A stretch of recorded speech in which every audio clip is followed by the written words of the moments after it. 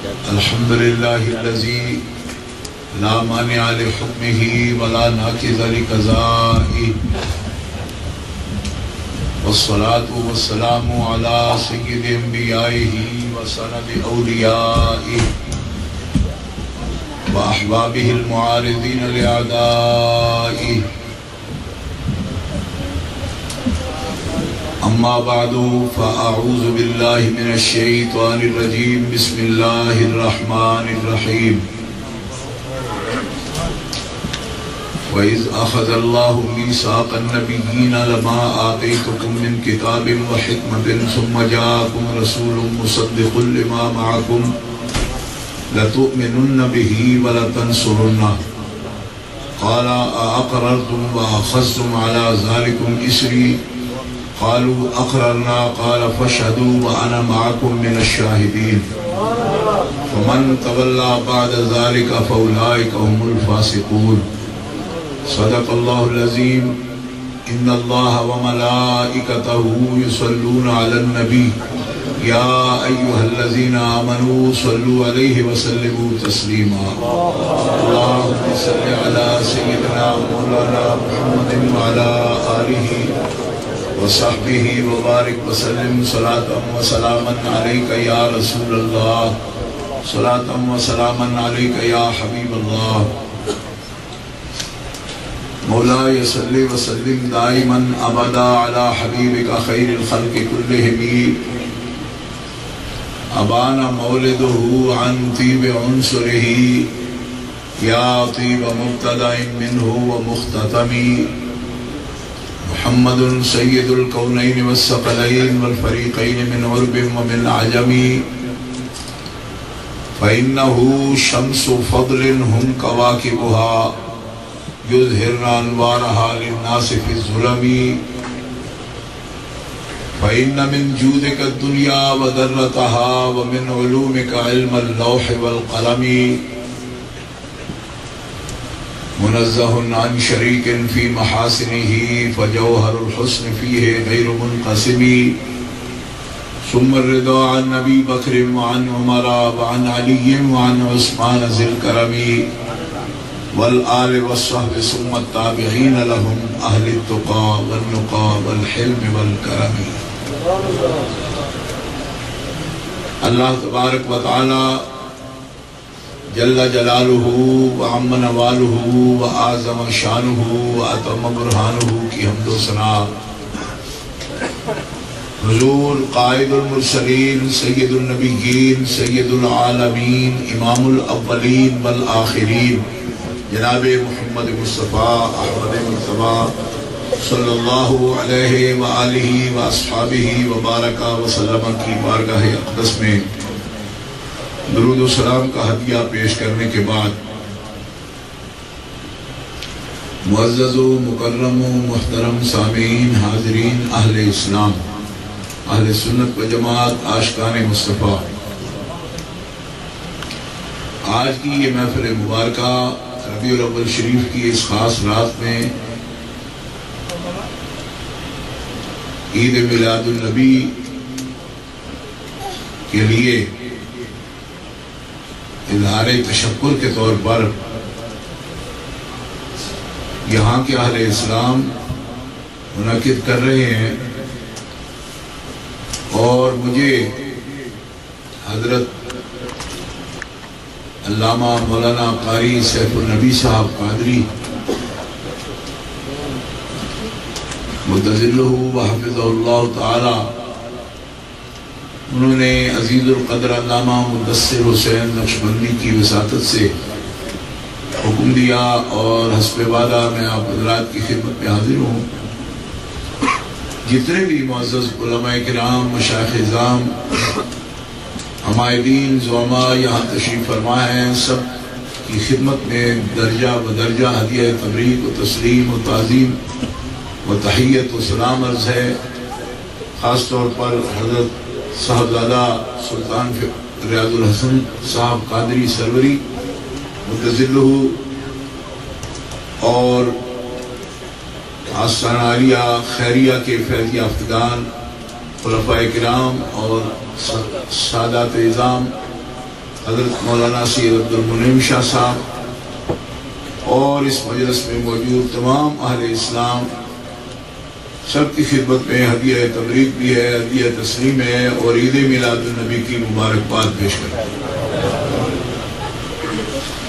محترم حضرات، آج اس رات میں یہ بڑا اجتماع ہے، ماشاءاللہ اللہ تعالیٰ اس مرکز کو اور برکتیں عطا فرمائے اور حضرت قاری صاحب کے فیوض و برکات اور ان کی عیسائی دینی مسلکی اللہ تعالیٰ اسے قبولیت کا شرف عطا فرمائے۔ یہ ان کے حسن انتظام اور حسن رابطہ کا مظہر ہے کہ اہل اسلام کا، اہل سنت کا ماشاءاللہ یہ ایک وسیع اجتماع ہے جو میں اپنے سامنے دیکھ رہا ہوں۔ اللہ تعالیٰ اسے سلامت رکھے اور آپ سب آنے والوں کو اللہ سلامتی عطا فرمائے۔ گرامی قدر حضرات، مجھ سے پہلے میری جماعت کے اہل سنہ کے نوجوان عالم اور زیغم اسلام علامہ پیر سید مظفر حسین شاہ صاحب قادری رضوی کراچی سے تشریف فرما ہوئے، انہوں نے خطاب فرمایا اور یقیناً آپ اس سے معزوز ہوئے ہوں گے۔ وہ ہمارے ایک ذمہ دار عالم دین ہیں اور بہترین دلائل کے ساتھ مزین تقریر فرماتے ہیں۔ گرامی قدر حضرات، کیونکہ یہ میلاد شریف کی محفل ہے تو میں نے نبی علیہ السلام کا پہلا ذکر جو قرآن پاک میں آیا ہے اس سے آج کی گفتگو کا آغاز کیا ہے۔ اللہ کے حبیب صلی اللہ علیہ وسلم کا ذکر عالم اجساد سے پہلے کا ذکر آپ کا آیا ہے قرآن میں، اور عالم بشریت سے پہلے کا، ملائکہ کے عالم سے پہلے کا، جنات کی دنیا سے پہلے کا، بلکہ تفاسیر اگر دیکھیں تو عرش، کرسی، لوح، قلم، آسمان، زمین، جتنی بھی خدا کی مخلوق ہے اس سب سے پہلے کا ذکر نبی پاک کا موجود ہے۔ اور اس آیت پاک میں خاص طور پر عالم ارواح میں ایک عہد کا ذکر ہے، میثاق کا ذکر ہے، ایک معاہدے کا ذکر ہے، وثیقے کا ذکر ہے، اور بلا تفصیل اختصار سے بالکل تحت لفظ اس کا ترجمہ آپ کے سامنے عرض کروں گا، لیکن قیود اس کی جو ہے اس کو دہراتا رہوں گا میں اور اس پر آپ دھیان فرمائیں گے۔ ارشاد ہوتا ہے اِذْ أَخَذَ اللَّهُ مِيثَاقَ النَّبِيِّينَ، اے مخاطب حبیب یاد کیجئے اس وقت کو جب آپ کے اللہ نے نبیوں سے پکا وعدہ لیا، اس وقت کو یاد کیجئے۔ اور یہ ترجمہ اس کا میں کر رہا ہوں اذکر الحادثہ کی صورت میں جو تفسیر بیضاوی کے اندر موجود ہے۔ یہاں بھی اس کلمہ سے بات شروع ہوتی ہے، اس لفظ کے ساتھ بات شروع ہوتی ہے تو اللہ تعالیٰ نبی علیہ السلام کو مخاطب کرتا ہے اور ان کو کوئی واقعہ یاد دلاتا ہے، اور یہ اس بات کی دلیل ہے کہ یاد اسے دلایا جاتا ہے جسے پہلے دکھایا جاتا ہے۔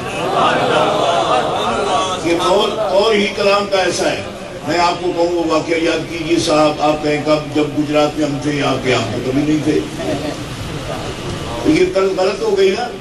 یہ کہہ آپ اسے سکتے ہیں جسے پہلے دکھایا گیا ہو، اس کو کہا جاتا ہے۔ اور یہ کلام دو طرح سے آتا ہے قرآن میں، اِذْ قَالَ، اِذْ أَخَذَ، اس طرح بھی آتا ہے اور اس طرح بھی آتا ہے علم تارا، علم تارا، کیا تو نے نہیں دیکھا، کیا تو نے نہیں دیکھا۔ اس میں بھی کلام اسی طرح ہوتا ہے علم تارا، کیا تو نے نہیں دیکھا۔ مخاطب کی طبع کو جگانے کے لیے علم تارا سے بات شروع ہوتی ہے، مطلب اس کا بھی یہ ہے تو نے دیکھا ہے۔ اور وہ علم تارا تب بھی کہا گیا کہ جب کہا گیا الذی حاج ابراہیم فی ربہ، جب ابراہیم نمرود کے دربار میں اس سے مناظرہ کر رہے تھے اپنے رب کے بارے میں، اس کا کلام یہ علم تارا ذکر ہوا ہے۔ علم تر الذی حاج ابراہیم فی ربہ، کیا تو نے نہیں دیکھا جب ابراہیم مناظرہ کر رہے تھے نمرود سے۔ اس کا مطلب ہے مجھے بات دہرا کہ آپ کو سمجھانی پڑے گی۔ تو ابراہیم علیہ السلام جب مناظرہ کر رہے تھے نبی پاک کب دیکھ رہے تھے؟ یہ ایک سوال ہے. اور میں پوچھتا ہوں ان لوگوں سے جو قرآن کے خادم ہیں، طالب علم ہیں، یا کم از کم ادعا ہے ان کو، دعویٰ ہے کہ ہم ہیں خادم، تو یارو یہ علم تارہ کبھی بیان کیا کرو. یہ کیا ہے کہ ابراہیم علیہ السلام مناظرہ کر رہے ہیں، کیا تو نے نہیں دیکھا؟ علم تارہ کیف فعل ربک کا تو نے نہیں دیکھا تیرے رب نے کیا کیا آفی والوں کے ساتھ؟ تو جس کو علم تارہ کہا جا رہا ہے وہ فرمائے میں پیدا بھی نہیں ہوا تھا تو مجھے کیا یاد دلاتے ہو؟ اس سے کلام پھر شروع ہی نہیں ہو سکتا. علم تارہ ٹھیک نہیں ہے، عید ٹھیک نہیں ہے. اس قرآن حادثہ کے ساتھ معلوم ہوا حقیقت محمدیہ جلوہ گر ہے جب انبیاء سے ابھی میثاق لیا جا رہا ہے. حبیب علیہ السلام دیکھ رہے ہیں، حاج ابراہیم کو دیکھ رہے ہیں. ابراہیم علیہ السلام اکیلے مناظرہ کر رہے ہیں نمرود کے ساتھ. اور اس سے یہ بھی معلوم ہو گیا حاج ابراہیمہ سے، کیونکہ پلٹ کے پھر اس موضوع پر میں آؤں گا نہیں، لہذا میں پھر کہاں جاؤں گا اس کو ڈھونڈتے ڈھونڈتے. حاج ابراہیمہ نے یہ بھی بتا دیا کہ بعض کم علم لوگ یہ کہتے ہیں کہ یہ مولوی کیا مناظرے کرتے رہتے ہیں، مناظرے کا بھی تو موسم ہوتا ہے. تو مناظرے بڑے لوگوں کا کام ہے بھائی، چھوٹے لوگوں کا کام نہیں. مناظرہ ابراہیم جیسے کرتے ہیں، ان پڑھوں کا تھوڑا ہی کام ہے کہ مناظرہ کرنا شروع کر دیں. مناظرے کے لیے تو ابراہیم جیسا یقین چاہیے اور ان جیسا علم چاہیے. ایسے سے مراد جتنا نہیں کہہ رہا، کچھ مشابہت ہو اس کے ساتھ، شبہ کا کوئی نہ کوئی علاقہ موجود ہو. مطلب ہے کہ وہی سے کچھ نہ کچھ واقف ہوگا بندہ تو تب بات کرے گا. ادنا درجہ کوئی شباہت کا موجود تو ہوگا کم از کم. گرامی قدر حضرات، اس سے زیادہ اس کی وضاحت نہیں کرتا، مسئلہ تھا ہو گیا. اذ اخذ اللہ میثاق النبیین، حبیب وہ وقت یاد کیے جب آپ کے اللہ نے، آپ کے مالک نے، اللہ نے جب انبیاء سے پختہ عہد لیا. کیونکہ اس عہد کو میثاق کہا گیا، اور پختہ اس کے معنی میں اس لیے داخل ہے کہ میثاق آپ جانتے ہیں کسے کہتے ہیں. میثاق ہر معاہدے کو نہیں کہتے، ہر بات کو، کنٹریکٹ کو معاہدہ نہیں، میثاق نہیں کہا جاتا جو زبانی کیا جائے. آپ بھی جب کسی بات کو پختہ کرنا چاہتے ہیں تو وثیقہ لکھتے ہیں نا بھائی. ہمارے ملک میں جو اجتماع ہوتا ہے اس پر لکھا ہوتا ہے وثیقہ، اور جو وہ لکھنے والے ہوتے ہیں وہ بھی خاص ہوتے ہیں، اس کو وثیقہ نویس کہتے ہیں. پتہ ہے نا آپ کو؟ تو وثیقہ وثوق سے ہے، پختگی سے، کہ جو چیز پختہ طور پر طے کرنی ہو اس کو میثاق کہتے ہیں. اور وہ لکھی جاتی ہے، وہ باقاعدہ عام کاغذ پر بھی نہیں لکھی جاتی، وہ خریدا جاتا ہے. وہ ایک باقاعدہ بنا ہی اس کے لیے ہوتا ہے جس پر میثاق ہوتا ہے. اللہ فرماتا ہے اللہ نے جب نبیوں سے میثاق کیا اس وقت کو یاد کر. اچھا، اب جو بات تاکیدات یا تقییدات کی میں آپ کے سامنے کر رہا تھا وہ یہ ہے، دیکھو بھائی میثاق تو ان سے ہوتا ہے، کیا ہی ان سے جاتا ہے جن کے بارے میں کبھی ثبوت دینا پڑے. اور ثبوت کب دینا پڑتا ہے؟ جب یہ خیال ہو کہ فریق دوسرا بات سے پھر نہ جائے. بات سے پھر نہ جائے. آپ کوئی معاہدہ کرتے ہیں، کوئی بات کرتے ہیں تو لکھا کیوں جاتا ہے اس خاص پیپر پر کہ کبھی انکار نہ ہو جائے. اور معاملہ بھی اہم ہوتا ہے تب میثاق لکھا جاتا ہے، ورنہ عام معاملات پر لوگ زبان پر ایک بار، فون پر بھی ایک بار کر لیتے ہیں. میثاق تک بات تب پہنچتی ہے جب بڑی قیمتی بات ہوتی ہے. تو دیکھیے انبیاء سے میثاق بنتا نہیں. کیوں؟ اس لیے کہ انبیاء معصوم ہیں، وہ تو پھرتے ہی نہیں. انبیاء معصوم ہوتے ہیں، معصوم نگلے نہیں ہوتے. آپ کو تکلیف تو نہیں ہے میں پنجابی میں اس کا ترجمہ کرتا ہوں تو نہیں ہے. انبیاء نگلے نہیں ہوتے بھائی. تو جو نگلے نہیں ہوتے، میثاق کا مطلب کیا؟ فرمایا میثاق اس لیے نہیں کر رہا کہ ان پر کوئی شک ہے کہ نگلے ہیں. میثاق اس لیے ان سے کر رہا ہوں کہ اس بات سے زیادہ اہم بات تیرے اللہ کے نزدیک اور کوئی نہیں ہے کہ میں نبیوں سے تجھ پر ایمان لانے کی بات کر رہا ہوں. پھرنے کا خطرہ نہیں، لیکن بات کی اہمیت ظاہر کر رہا ہوں کہ اس بات کی قیمت کیا ہے کہ میں نے نبیوں سے بھی میثاق لیا ہے. اب آئیے میثاق ہے کیا؟ کہ جب تمہیں کتاب دے دوں اے انبیاء کرام النبیین، اس پر بھی تھوڑا سا لفظ اگر ایک ایک سنتے جائیں گے تو مفہوم پورا ادا ہو جائے گا. النبیین، کن سے میثاق لیا؟ النبیین، جمع پر الف لام اور جمع، سارے نبیوں سے، سارے نبیوں سے میثاق لیا. النبیین، سب سے. تو یہ کب لیا تھا؟ جب ابھی عالم اجساد نہیں بنا تھا، کوئی بشر نہیں بنا تھا. یہ عالم ارواح کی بات ہے. عالم ارواح میں بھی نبی ہوتے ہیں، یہ پتہ چل گیا اس سے. کیونکہ اگر نبی نہیں ہوتے تو النبیین کا مطلب کیا؟ یعنی نبی یوں ہی ہوتا ہے وقتی سا پروگرام. اللہ تبارک و تعالیٰ جل شانہ جس کو چاہے نبی بنا دے اور وہ وقتی طور پر بنا دے. جی معلوم ہوا، یہ تو بڑی پرانی بات ہے. ابھی بندے بنے نہیں تھے، ان کا وجود ہی نہیں بنا تھا. یہ وجود حصی عالم بشریت ابھی بنی نہیں تھی کہ اللہ نے جنہیں نبی بنانا تھا بنا دیا. اسی لیے تو ان کو نبیین کہنا ہے. ایک نبی نہیں، سب نبی. سب نبیوں سے اس بات کا میثاق لے لیا. کیا؟ کہ تم ہو نبی اور تم سے میں وعدہ لیتا ہوں کس بات کا کہ لما آتیتکم من کتاب و حکمہ، جب تمہیں دے دوں میں کتاب اور حکمت، یعنی تم اپنی اپنی کتاب اور حکمت کے مطابق نبوت کی تبلیغ کرو. ثم جاءکم رسول، پھر آ جائیں میرے رسول. اے نبیوں، پھر آ جائیں تمہارے پاس رسول. مصدق لما معکم، ان کی شان یہ ہوگی کہ وہ تصدیق کریں گے جو کچھ تمہارے پاس ہوگا اس کی.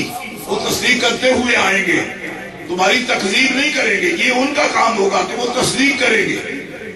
اور تم کیا کرو گے؟ لَتُؤْمِنُنَّ بِهِ وَلَتَنْصُرُنَّهُ، تم ضرور بھی ضرور اس رسول پر ایمان لاؤ گے اور ان کی ضرور بھی ضرور مدد کرو گے.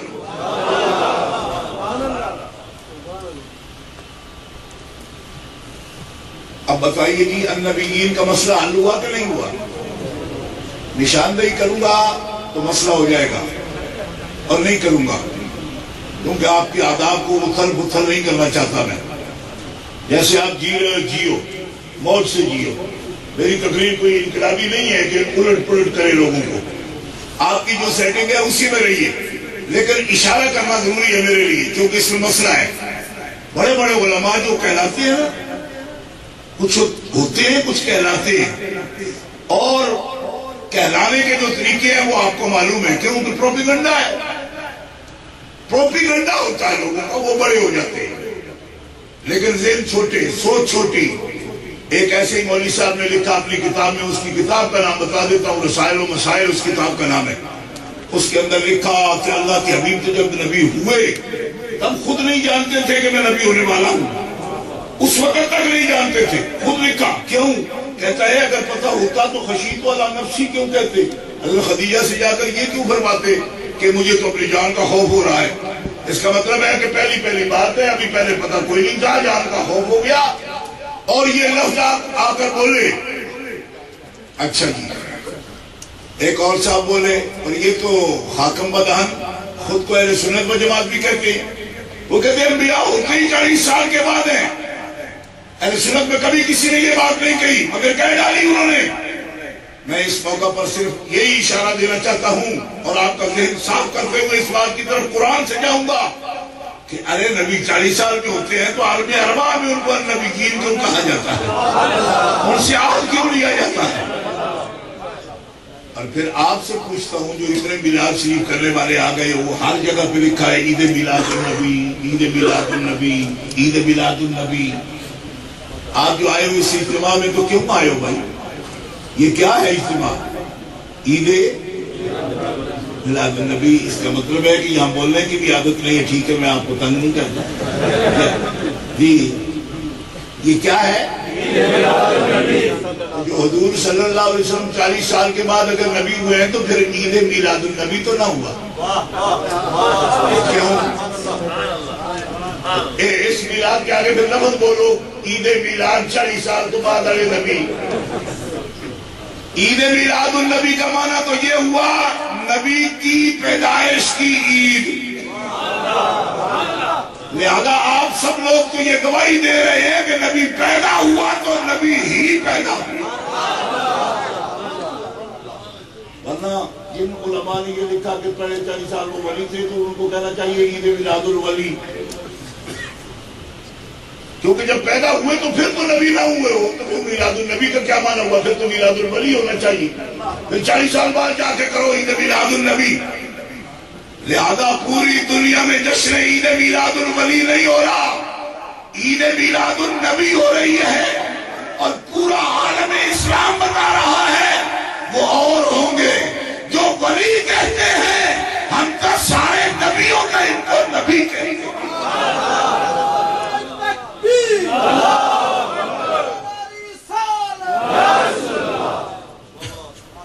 گرامی قدر اللہ، النبیین یہ ہے ہمارا عقیدہ، قرآن پاک کے الفاظ ہیں، وہ عالم ارواح میں بھی نبی ہیں۔ اور ایک بات اور بھی کہہ دیتا ہوں، کیونکہ کچھ لوگوں کو یہ وہم ہے کہ وہ پھر کہا گیا لیکن وہ اور عالم کی بات ہے۔ میں نے کہا جس عالم کی بھی بات ہے یہ عقیدہ پکا ہے، شرع عقائد میں بھی لکھا ہے، جو نبی ہو چکا عالم ارواح میں اس سے نبوت کبھی زائل نہیں ہوگی۔ ایک بھی نبی ایسا نہیں جس کو نبی بنا کے پھر نبی نہ بنایا گیا ہو۔ وصف نبوت نبی سے کبھی زائل نہیں ہوا، یہ پکا عقیدہ ہے۔ لہذا جو عالم ارواح میں نبی ہے وہ عالم ارحام میں بھی نبی ہے، عالم اجساد میں بھی نبی ہے، عالم برزخ میں قبر میں بھی نبی ہے، اور حشر میں بھی نبی ہوئی۔ نبوت وہ وصف ہے جو نبی سے کبھی ذات ہے، نبی سے زائل نہیں ہوتا، دے کے نبوت رب کبھی واپس نہیں لیتا کسی سے۔ لہذا النبیین کا فیصلہ ہو چکا، ان سے آدھا بھی ہو چکا، اور اسی وعدے میں یہ پتہ چل گیا نبی سارے نبی ہیں، پر جو نبیوں کا نبی ہے، نبیوں پر یہ لازم ہے کہ اس کو نبی مانے، وہ ہے ہمارے آقا جناب محمد رسول اللہ۔ لَتُؤْمِنُنَّ بِهِ وَلَتَنْصُرُنَّ۔ اب سنیے، قالا اللہ نے فرمایا اقررتم، کیا تم اعتراف کرتے ہو، اقرار کرتے ہو اس بات کا؟ قالا اقررتم، کیا تم اقرار کرتے ہو اس کا؟ اب کلام کا طور کیا ہے، طریقہ کیا ہے؟ جب پوچھیے ایک بات تو جواب آنا چاہیے نا جی، بولنے دینا چاہیے نا نبیوں کی روحوں کو، لیکن نہیں بولنے دیا اللہ نے۔ اقررتم نہیں، جواب نہیں دیا، تاکید کی دوسری، اقررتم واخذتم علی ذالکم اسری، اقرار کرتے ہو اور خیال رکھنا اس پہ میرا بڑا بھارا ذمہ ہے، مجھ سے بات کر رہے ہو تم۔ اب بولے انبیاء، ان کی ارواح بولی اقررنا، قالوا اقررنا، ہاں ہم نے اقرار کیا، ان کی رسالت کو بھی مانا، ان پر ایمان لانے کی بات بھی مانی، اور یہ بات بھی تیری مان لی جہاں جہاں ہم ہوں گے ان کی مدد بھی کریں گے۔ کچھ لوگوں کو آج مسئلہ ہے کہ نبی مدد کر سکتے ہیں کہ نہیں، یہ مدد کا فیصلہ تو عالم ارواح میں یاد ہو گیا کہ نبیوں کو مدد کرنے کا وعدہ لیا جا رہا ہے، تو جو مدد کر ہی نہیں سکتے یا کریں تو شرک ہو جاتا ہے، ان کی روحوں سے یہ وعدہ کیوں لیا جا رہا ہے؟ مسئلہ سمجھ آ گیا؟ یہ قرآن کے لفظوں سے ہم کھینچ تان کے نہیں نکال رہے، بھلا تنصرنا کا معنی ہی مدد کرنا ہے، تو وہ وعدہ لیے کیوں جا رہا ہے جو کرنا ان کو جائز ہی نہیں ہے؟ جو کام کرنا ان کو جائز نہ ہو، مدد نہ مانگنا ان سے جائز ہو، نہ ان کی مدد کرنا جائز ہو، تو وعدہ ان سے عالم ارواح میں لیا جا رہا ہے کہ ایمان بھی لاؤ گے، مدد بھی کرو گے۔ ایسی بات جو ناجائز ہوگی اس کا وعدہ کیوں لیا جائے گا؟ معلوم ہوا نبیوں کی مدد کرنا، نبی کا مدد کرنا یہ ناجائز کام نہیں ہے، یہ تو عالم ارواح میں طے کر دیا کہ نبی مدد کرتے ہیں، ان کو مدد کرنی ہے۔ قال فاشهدوا، اقررنا، اب بات ختم ہو جانی چاہیے تھی اقررنا پر، لیکن قدرت کو جتنی عظمت ہے اس موضوع کی وہ دیکھیے۔ فاشهدوا، اے انبیاء کرام، فاشهدوا، ایک دوسرے پر گواہ ہو جاؤ، یہ جو اقرار کر رہے ہو اس پر ایک دوسرے کے گواہ ہو جاؤ۔ اندازہ کیجئے قدرت کے ہاں کتنی اہمیت ہے اس موضوع کی۔ میں تو کہہ چکا کہ نہ میثاق بنتا ہے نہ شہادت بنتی ہے. شہادت بھی اسی لیے رکھی جاتی ہے کسی کی، وٹنس ڈالے جاتے ہیں اس وثیقے پر بھی. کس واسطے؟ اس واسطے کہ موضوع کو، بات کو اتنا تکڑا کر دیا جائے، پختہ کر دیا جائے کہ کل کوئی انکار نہ ہو سکے. فشہدو کی کیا؟ فشہدو ایک دوسرے کے گواہ ہو جاؤ جو اقرار کیا. اور اس پر بھی بس نہیں، انا معکم من الشاہدین. ان فشہدو کہنے کے بعد ان سے پوچھا جاتا، وہ کہتے ہاں گواہ ہو گئے. نہیں، انا معکم من الشاہدین، تم گواہ ہو اس میں. ایک دوسرے کے اقرار کیا تم نے عظمت مصطفیٰ کا، ایمان لانے کا، مدد کرنے کا. تم ہی گواہ نہیں ہو، میں اللہ بھی اس بات پر گواہ ہوں تمہارے ساتھ.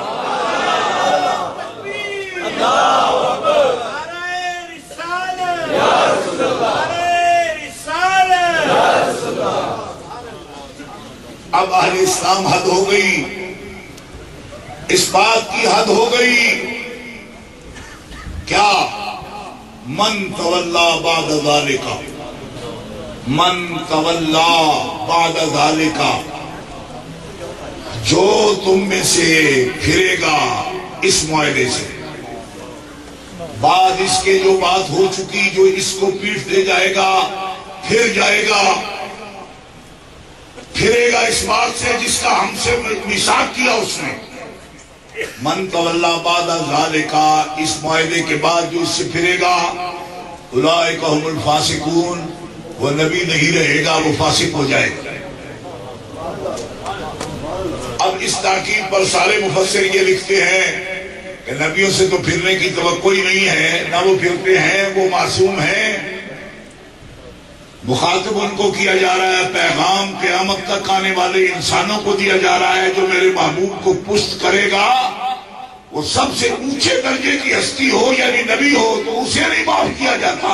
تم میں سے اگر کوئی نبی الانبیاء کی تعظیم نہ کرے، ان پر ایمان نہ لائے، ان کی مدد نہ کرے اور ان کی تعظیم و تکریم کا حق ادا نہ کرے، تو جب انبیاء سے نبوت لے لی جاتی ہے تو تمہارے پاس ایمان کہاں سے رہے گا؟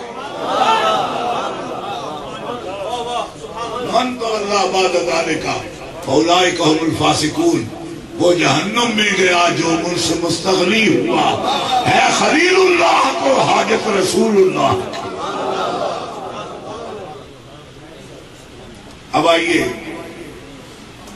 قرآن پاک کی آیت میں سارے مسائل بیان ہو گئے، مگر اس کی تھوڑی تشریح، کیونکہ جو ٹائم ہے میرا اس میں کروں گا، لیکن موضوع جو ہے وہ مکمل ہو چکا ہے اس آیت کے ترجمے کے ساتھ. ہر بات قرآن کی آیت میں آ گئی.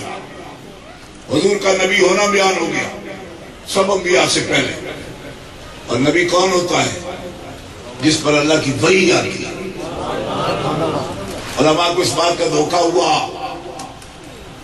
کہ وحی آتی ہے تو وحی تو 40 سال میں آئی. اس بات سے ان کو دھوکہ ہو گیا کہ بعثت شریفہ.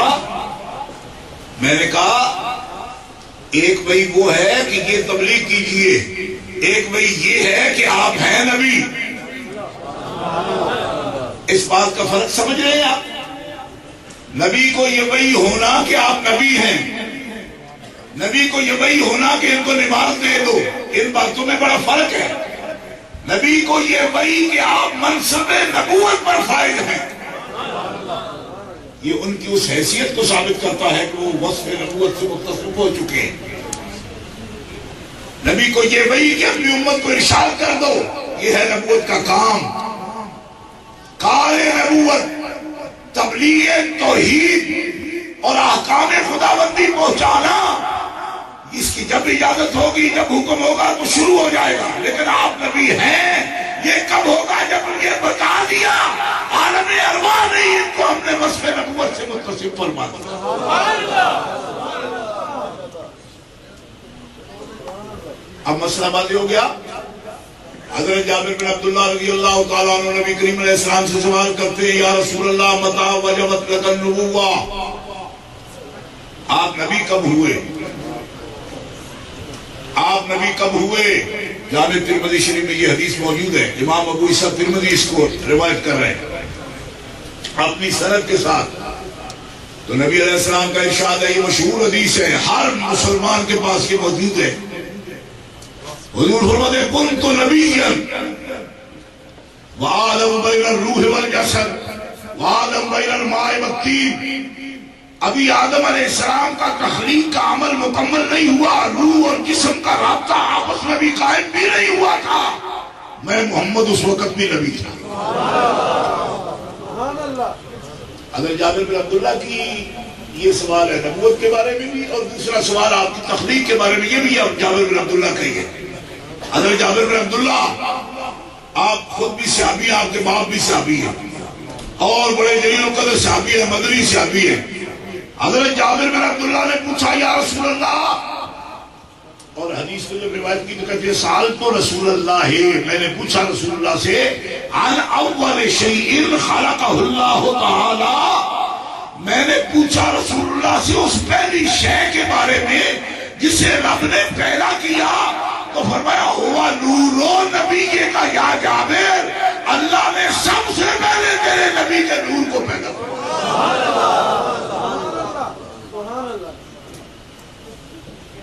حضرت جابر نے پوچھا نبی کب ہوئے؟ آپ نے یہ جواب ارشاد فرمایا آدم علیہ السلام سے پہلے۔ یہ حدیث سیاستہ میں موجود ہے، اور یہ حدیث کہ پہلی شے جسے اللہ نے پیدا کیا وہ کیا ہے؟ فرمایا تیرے نبی کا نور۔ یہ حدیث المصنف عبد الرزاق میں موجود ہے۔ امام عبد الرزاق نے اس حدیث کو اپنی سند کے ساتھ روایت کیا، حضرت معمر رضی اللہ عنہ زہری وغیرہ اس سند کے ساتھ، اور حضرت امام عبد الرزاق امام بخاری رحمۃ اللہ علیہ کے استاد ہیں، اور استاد الاستاد بھی ہیں، دادا استاد بھی ہیں، براہ راست بھی ان سے سند ہے ان کے پاس موجود۔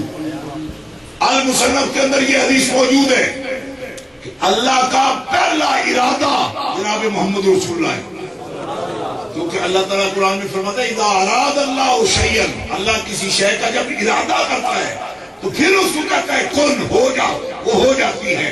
لہذا بنانے سے پہلے ارادہ ہے۔ اللہ حکم الحاکمین، وہ ذات مطلق، جب کچھ بھی نہ تھا سب سے پہلے کچھ بنانے کے بارے میں سوچا تو پہلی شے جو سوچی وہ جناب محمد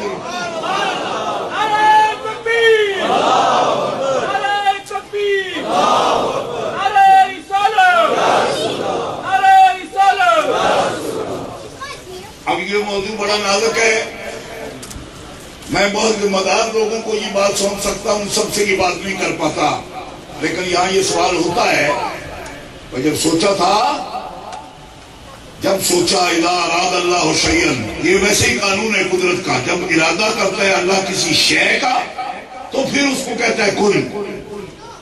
کس کو کہتا ہے کن؟ کئی نوجوان مجھے کہتے ہیں کہ کس کو کہتا ہے کن، مطلب یہ ہے کن تو مخاطب کا صیغہ ہے، مخاطب کے لیے سامنے کوئی شے ہونی چاہیے، اور جب وہ پہلے سے شے ہے تو پھر اسے یہ کن کیوں کہتا ہے؟ کیوں وہ تو ہے، یعنی ہوئی چیز کو ہو جا کہنے کا مطلب کوئی نہیں، اور جب سامنے ہے کوئی نہیں تو سیدھا امر بولا ہی نہیں جا سکتا۔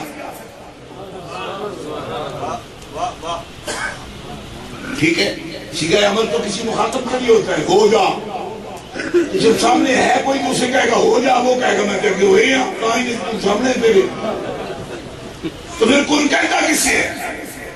آپ لوگوں کو بھی یہ خیال آتا ہے شاید کہ ہمارے مولوی پورے پڑھے ہوئے نہیں ہوتے اور ان کے مولوی بڑے پڑھے ہوئے ہوتے ہیں۔ میں کہتا ہوں پڑھے ہوئے سے میں پوچھتا ہوں یہ کن کا مسئلہ تو بتاؤ یہ ہے کیا؟ او پڑھے ہوئے، میں تم سے پڑھائی کا سوال کرتا ہوں، یہ کن کہتا کس سے ہے؟ کیونکہ امر مخاطب کے لیے ہوتا ہے، اور جو پہلے سے سامنے بیٹھا ہو اسے ہو جا کہنا کیا، تو پھر کہتا کس سے ہے؟ تو یہاں جو قرآن کے لفظ ہیں سورہ یاسین شریف میں دیکھ لو، اذا اراد اللہ شیئا، جب ارادہ کرتا ہے اللہ کسی شے کا، اب دو ہی باتیں ہیں، وہ ارادے میں جو چیز اتری ہے نا اسی کو کہتا ہے ہو جا۔ اب ارادہ کہاں ہوتا ہے؟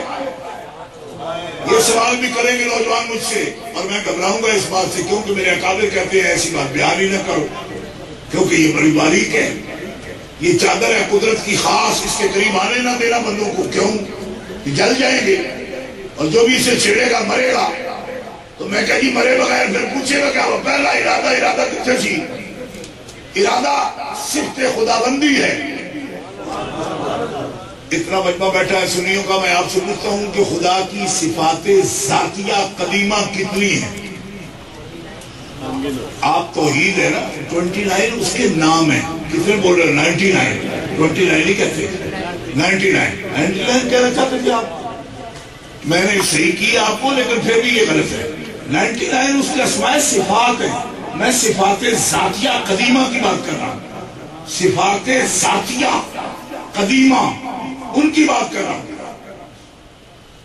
اسماء صفات اضافیہ کی بات نہیں کر رہا. صفات ذاتیہ قدیمہ وہ کتنی ہیں؟ ہر مومن کو اس کا پتہ ہونا ضروری ہے اپنے رب کے بارے میں. آپ کہتے ہو نا کہ ہم اللہ کو بڑا جانتے ہیں، تو میں پوچھ رہا ہوں کہ اللہ تعالیٰ کی صفات ذاتیہ قدیمہ کتنی ہیں؟ تو سسپینس نہیں، میں آپ کو بتانے ہی تو آیا ہوں، اور نہ کوئی اس پر آپ کو چھوٹا ہونے کی ضرورت ہے. مولویوں کو ہی کام ہے نا کہ آپ کو بتائیں، جب نہ بتائیں تو مجرم ہم ہیں، اور بتائے ہوا یاد میں رکھ سکیں تو پھر مجرم آپ ہیں. کیونکہ ہم اللہ کی بارگاہ میں کہہ سکتے ہیں ہم نے بتا دیا تھا، انہوں نے یاد نہیں رکھا. کیوں کہ بڑے بوچھل بھرے ہوئے تھے ان کے دماغ میں. تو درمیان میں تیری صفتوں والی تو جگہ باقی نہیں تھی، کھوپڑی میں بھی نہیں تھی، دل میں بھی نہیں تھی. ہم نے تو کہہ دیا تھا سپیکر لگا کے قاری شیخ النبی کے جلسے میں بتا دیا تھا کہ تیری صفات ذاتیہ قدیمہ کتنی ہے. تو یاد کرو، بار بار نہیں کہوں گا. پہلی صفت ہے خدا کی حیٌ، حیات. حیات پہلی صفت ذاتی ہے. اللہ کی حیات صفت حیٌ کہتے ہو یا حیّ کہتے ہو، یہ پہلی صفت ذاتی ہے ذات باری تعالیٰ کی. نوٹ رکھنا اپنے پاس، اس کو بالکل ہاتھ پر ایسے ہاتھ رکھ کے کرنا. جس نے انگلیاں دی ہیں نا، اسی کے لیے انگلیاں استعمال میں لے آنا. حیٌ. دوسری صفت علیم. حیات، علم، قدرت، ارادہ، کلام، سمع، بصر. 7 ہو گئے. کتنی ہوئی؟ 7. یہ لوگ آپ روزانہ دہراتے رہتے ہو مگر آپ کو پتہ نہیں ہے، اور آپ کو پتہ نہ ہونا تو بڑی مشکل بات نہیں. میں نے ایک بہت بڑے مولوی صاحب تھے، ان سے پوچھ لیا. میں نے کہا اتنی جو بات کر رہے ہو کہ شرک ہوتا ہے، گناہ ہوتا ہے، مجھے یہ بتاؤ خدا کی صفات ذاتیہ قدیمہ ہیں کتنی؟ میں نے کہا استاد نے بتایا نہیں، بنڈ کر کے نہیں بتایا. میں کہا بنڈ کر کے پہلے بتا کے آ، پھر بات سے کر. بات کی اتنی جلدی کیا ہے؟ دیکھا آپ نے جس طرح آج کل سیاستدان باتیں کر رہے ہوتے ہیں، تیاری ہوتی کوئی نہیں تو بات شروع کر دی. اسی طرح مولویوں کو بھی کار ہوتی ہے بات. میں نے کہا بات میں پہلے معلومات اپنے لیے تو اکٹھی کر لو. اللہ کی 7 صفتیں ذاتی قدیم، اور باقی سب یہ 7 صفتیں کیوں گروائی؟ اس لیے کہ باقی سب صفات اسی سے متفرع ہیں. ان کو صفات اضافیہ کہتے ہیں، ان کو صفات ذاتیہ کہتے ہیں. صفات ذاتیہ ابھی آپ کو سمجھ بھی آ جائے گی کہ شرک کو اتنا قریب نہیں رہتا جتنا قریب لوگوں نے کر لیا ہے. وہ تو اس طرح بنا دیا جس طرح آپ نے کرتا پہنا ہوا ہے، ایسا قریب نہیں ہے. وہ حی ہے، وہ علیم ہے، وہ قدیر ہے، وہ مرید ہے، وہ سمیع ہے، وہ بصیر ہے، وہ قدیم ہے. گرامی قدر حضرات، یہ صفات ذاتیہ قدیمہ اس میں سے ایک صفت ہے ارادہ. اللہ کہتا ہے اذا اراد اللہ، جب ارادہ کرتا ہے اللہ. اس لیے کوئی بھی چیز تخلیق کرتا ہے سب سے پہلے ارادہ کرتا ہے. سب سے پہلے ارادہ کرتا ہے، جس کو آپ کہتے ہیں پلاننگ. شاید یہ پلاننگ لفظ پورا نہ صحیح ہو، لیکن میں بول رہا ہوں مجھے یہی سمجھ آ رہی ہے. ایک منصوبہ ہے، ایک پلاننگ ہے، ایک ارادہ ہے، ایک سوچ ہے. ارادہ ہے تو رب کا پہلا ارادہ محمد رسول اللہ ہے. سوچ ہے تو سب سے پہلی سوچ محمد رسول اللہ ہے. اگر یہ خیال ہے تو رب کا پہلا خیال محمد رسول اللہ ہے. اگر یہ خلق ہے تو سب سے پہلی خلق محمد رسول اللہ ہے. اگر یہ عمل ہے تو سب سے پہلا عمل رب کا محمد رسول اللہ.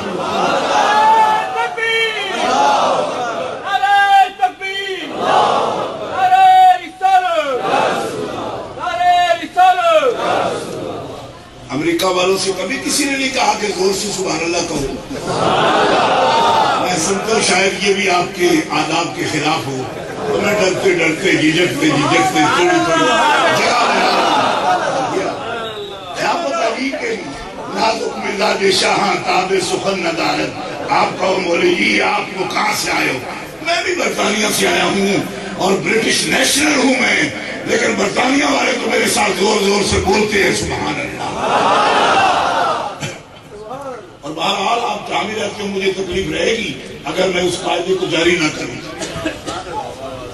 7 صفات باری تعالیٰ میں ایک ہے ارادہ، اور اللہ فرماتا ہے میں ارادہ کرتا ہوں جب بھی کسی شے کا. تو میں پوچھو پہلی شے کیا ہے؟ حضور سے بھی پوچھا نا کیا اول شے ہے، وہ پہلے شے. ساڑھے مڑے بھی لڑ پڑ جانے لو تو شے کی ہے، وہ تو شے کی ہے، یہ کچھ دے رہا اور تو کی شے. تو کیا پوچھا جا میرے لوگ اللہ والے شے ہے، اللہ کا نظارہ اللہ شے ہے، وہ شے نہیں تو روڑا دینا. اور پہلی شے کے لیے فرمایا دنیا میں کوئی شے نہیں سی، پہلی شے بنائی جب محمد بنا.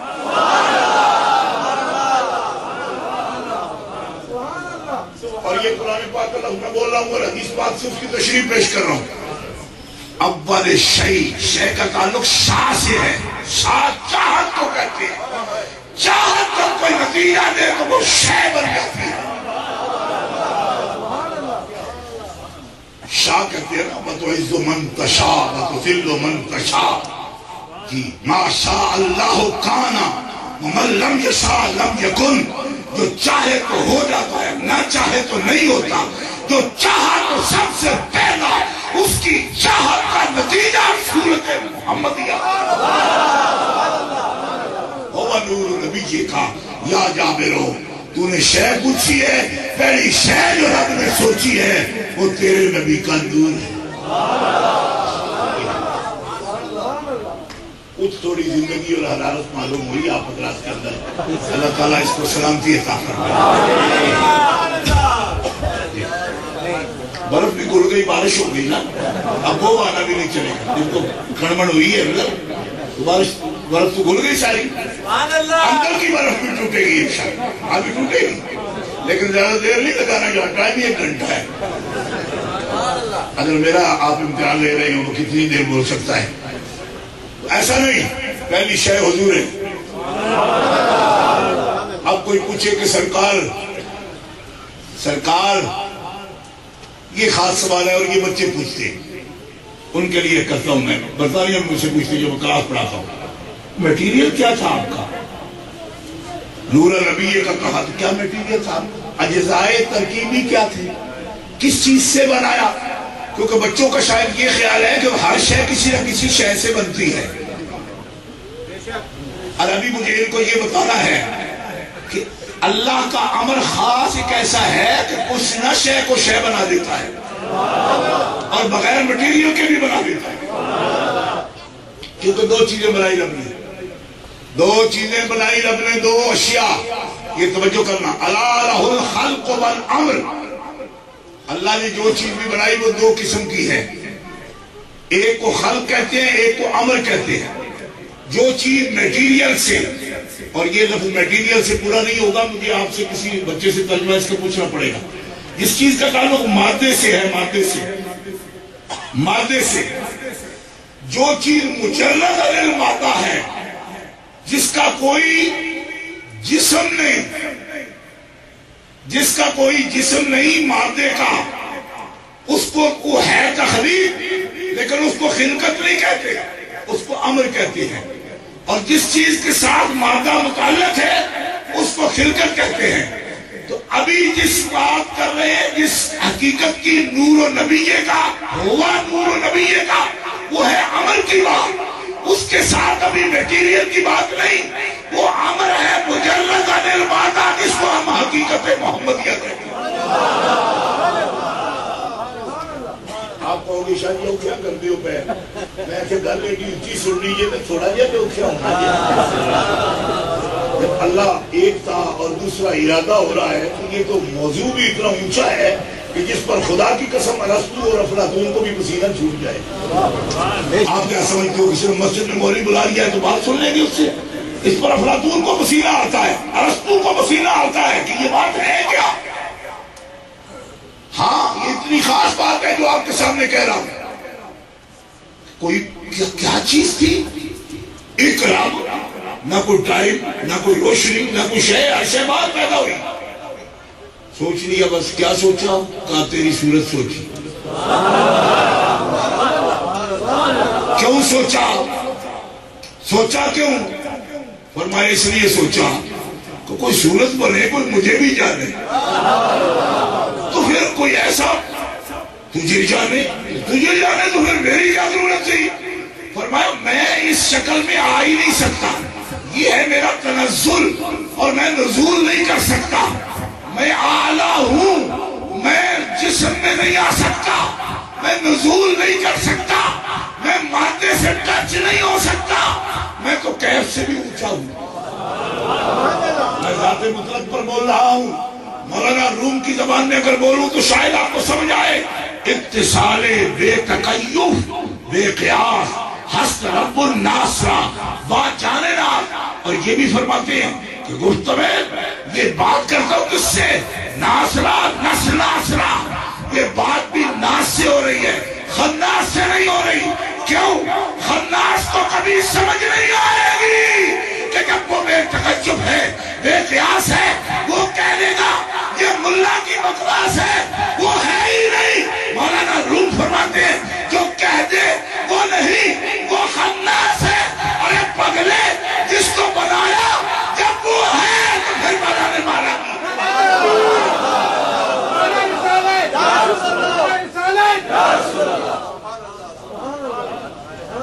آخری صورت میں کچھ کو ناس کہا، کچھ کو خناس کہا. اب ناس کہوں یا خناس کہوں، آپ نے تو نام بولنے کی قسم اٹھا رکھی. یہ نوٹ مجھے نعرہ تکبیر. کوئی دوستوں کو عوام ہوگا یہ مولوی شاید ہم پیسے دیتے رہتے تو بولتے رہتے. میں سب پھینکوں گا آپ کی طرف، آپ زور سے صرف سبحان اللہ کہہ دیں. چلو یہ لوٹا نہیں روڑا، یہ سارے لے لو تو تب کیا کو سبحان اللہ نہیں دینا مجھے. لے لو لیکن زور سے سبحان اللہ تو کہتے ہیں. یعنی آپ کے اندر یہ نوٹ بھی جو ہے نا خماری پیدا کرتے ہیں. مولوی ہوتے ہیں اسی پیسے دیتے ہیں، وہ تقریریں کرتے رہتے ہیں. خدا کا ناجے پیسے تو بڑی اچھی گل ہے. یہ ہاتھ جوڑ کے آپ کو کہہ رہا ہوں کہ نکالو اندر سے. گھر آنا ہے محفل جانا میں، پندار خودی کو توڑ کیا. اے ہوش و خرد کے دیوانے، یہ ہوش و خرد کا کام نہیں.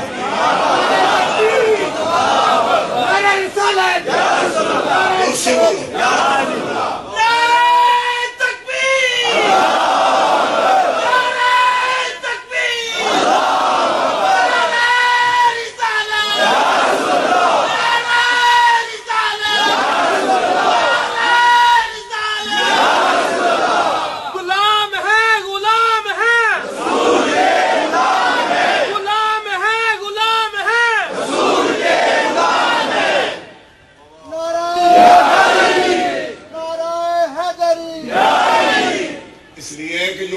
کرتے ہیں. ہمارے اندر بھی اس کا ایک ملکہ ہوتا ہے. جب آپ ایسے ہی بیٹھے رہیں گے تو یہ ہوگی نامعلوم والی بات. معلوم سے تو بندے بات کرتے، نامعلوم سے تو کوئی نہیں کرتا. تو میری خطابت اندر سے مجھے ٹوکتی ہے. بڑا شوق سی تم امریکہ ہونے کا نہیں ہے سمجھے ہونا آیا کہ ہوں تو جا باٹی گیٹ اور بندے بول دیتے ہیں نا آپ کو سبحان اللہ پہ کر دینے اس حبیب نال پیار سے کرتے رہے جی، یہ گلہ پیا کرنا ہے. میں تو آپ کے دروازے کی بات کر رہا ہوں، داتا حضور کے دروازے کی تو بات کر رہا ہوں. ہاں گرامی کے حضرات توجہ کرنا. سب سے پہلی سوچ، سب سے پہلا ارادہ، سب سے پہلی شے، سب سے پہلی تخلیق. اور یہ جو حضرت آدم علیہ السلام کی بات ہے ہمارے ابا جان کی، یہ بڑی بات کی بات ہے. ایک مولوی صاحب سے میرا مناظرہ ہو رہا تھا خانے وال میں. وہ کہنے لگے وہ کیسے نور ہوتا ہے جس کے ماں باپ ہوتے ہیں؟ میں کہ جس کے ماں باپ نہیں ہوتے اس کو نور مانتے ہو؟ بڑی بات کی انہوں نے، اس کو کیسے مانے جس کے ابھی اپنے اسکر صاحب قبلہ مدینہ منورہ سے پیغام لائے، نانا نانی دادا دادی تک پہنچ گئے، تو مولوی صاحب کہنے لگے جس کا نانا نانی دادا دادی ابا اماں ہوتا ہے وہ کیسے نور ہوتا ہے؟ میں کو جی کا دادا دادی نانا نانی ابا اماں نہیں ہوتا وہ نور ہوتا ہے؟ کہنے لگے ہاں، تو میں نے کہا آدم علیہ السلام کی نانی نہ نانا نہ دادی نہ دادا نہ ابا نہ اماں، پھر ان کو نور مان، پھر ان کو مان، کہ وہ تو بشر ہے۔ میں نے کہا اس میں امبا ابا کی کیا بات ہوئی؟ وہ چاہے تو بشری لباس میں نور کو بھیج دے، زور سے کہو سبحان اللہ، اور تمہیں سمجھ بھی نہ آئے، لیکن جسے آئے وہ ابو بکر صدیق بن جائے۔ اب وہ تو ایک ہی بنے ہیں، باقی ان کے غلام بن جائیں۔ سمجھ آئے تو عمر فاروق بن جائے، سمجھ آئے تو عثمان غنی بن جائے، سمجھ آئے تو علی شیر خدا بن جائے۔ زور سے کہو سبحان اللہ۔ ایک آدمی مجھے کہنے لگا یہی تمہاری مولویوں کی عادت ہے، 15-20 منٹ بعد بندے جھاڑو بڑھا لیندے ہو، پھر گلا کری جاندے ہو تو سبحان اللہ کرائی جاندے ہو۔ میں کہا چلو جڑا قانون ہے وہ چلن دیو، تساں ڈکا پا کے کی لینا جی۔ ان کو کیا سمجھ آئی؟ میں نے کہا ان کو وہ جابر والی بات بھی سمجھ آ گئی۔ کیوں کہ نبی علیہ السلام صوم وصال رکھتے ہیں، بخاری شریف کے اندر موجود ہے، بلا فصل کے افطار کے بغیر روزہ، صوم وصال کئی دن صحابہ بھی رکھ لی۔ کیوں کہ صحابہ سمجھتے تھے ان کی ہر سنت پہ عمل کرنا ہے۔ آج کل بھی بعض لوگ یہ سمجھتے ہیں ہر سنت پہ عمل کرنا ہے۔ ایک آدمی کو سنت کی بات ہے، سنت، میں کہا تھوڑا یاد خیر سنت کی بات، میں نے کہا کچھ ان کی اپنی خصوصیات ہے، اس کو سنت نہیں کہتے، سنت اس کو کہتے ہیں جو ہمیں کرنے کا انہوں نے حکم دیا ہے۔ کہتے وہ حضور نماز ایسے پڑھتے تھے، میں کہا جیسے مرضی آپ کی پڑھے، ہم تو اس طرح پڑھیں گے جیسے ہمیں پڑھنے کا حکم دیا ہے۔ قانون کی بات کر رہا ہوں میں آپ کی خدمت میں، یہ بڑی گہرائی ہے اس بات میں۔ کہتے حضور تو اتنی رکعت پڑھتے تھے، حضور تو اتنی دفعہ رفع یدین کرتے تھے، میں کہ جو مرضی کرتے رہے، ہم تو وہ کریں گے جو ہمیں کرنے کا حکم دیا ہے۔ قولی حدیث کو پیش کر کے کتنا رفع یدین کر دیا، قولی عہد نکال، اور سنت حدیث نہیں، سنت وہ ہے طریقۃ المسلوقہ، جو قانون جاری کیا ہے۔ یہ تیری طرح اتنی آسان بات تھوڑی ہے۔ میں کہا سنت ہے تو فرض پورے کرتا ہے، میں کو 11 شادیاں تھی کر لے، سنت کیوں نہیں پوری کرتا؟ ایک ہی گوڑ روز کٹ کرنا، 11 کرے گا ٹنگ 11 رہے گا۔ ہاں 11 کو آباد کرنا اتنا آسان ہے؟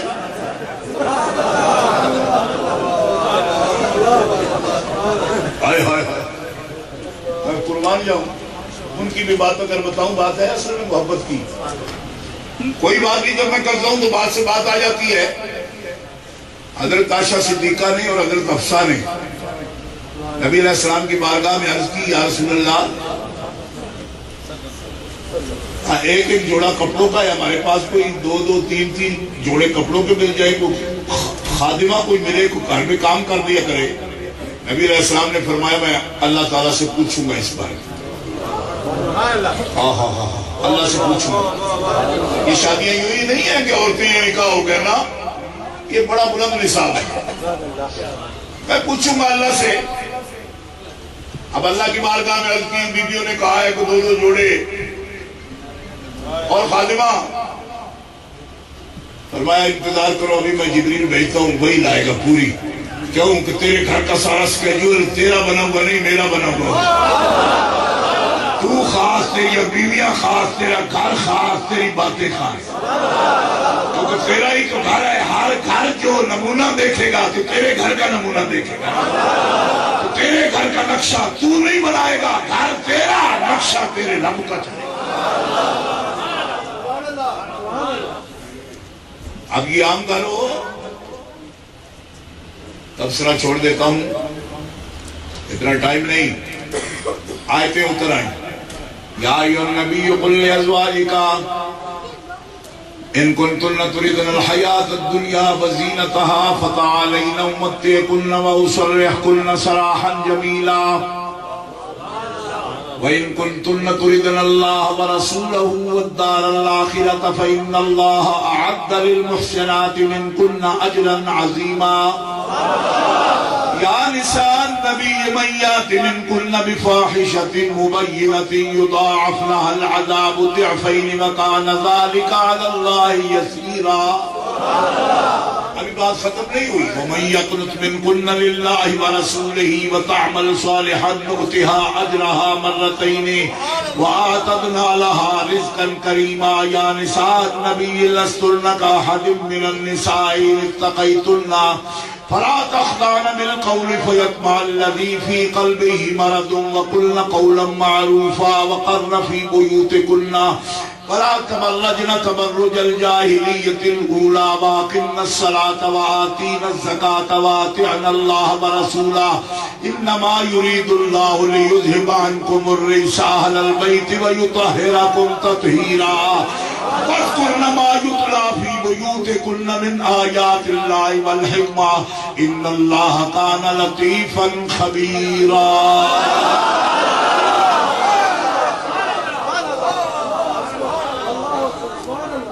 اللہ اللہ اللہ اللہ. اس گھر کا پورا پروگرام آ گیا, پورا قانون آ گیا.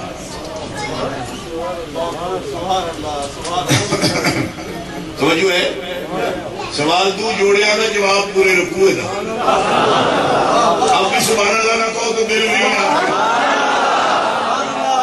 تو جوڑے آنا, سوال جواب پورے رکھو ہے. اور اس آباد نصیبی میں کہ بولی تسی کتھے اکھے ہے آپ اکھے آؤ سانوں بھی پتہ ہے آؤ. اور تو کتھے, تیرا گھر کتھے, کمڑی دنیا ریس کریں دی مائیے. مگر آپ کدھر ہو جی, کہاں ہو؟ اے نبی اپنی بیویوں سے کہہ دو دنیا کا ارادہ ہے, دنیا کا ارادہ ہے, دنیا کی زیب و زینت کا ارادہ ہے. فتعالین, بلا لو, آ جاؤ. امتعکن, میں دیتا ہوں دنیا. اسرحکن سراحا جمیلا, دنیا بھی دے دوں گا, دنیا کی زینت بھی دوں گا اور چھٹی بھی دوں گا. کیوں؟ یہ اللہ کا حکم ہے. وَإِن كُنتُنَّ تُرِدْنَ اللَّهَ وَرَسُولَهُ وَالدَّارَ الْآخِرَةَ, اللہ چاہیے, رسول چاہیے اور آخرت کی زندگی چاہیے, تو پھر رسول کو دیکھتی رہو.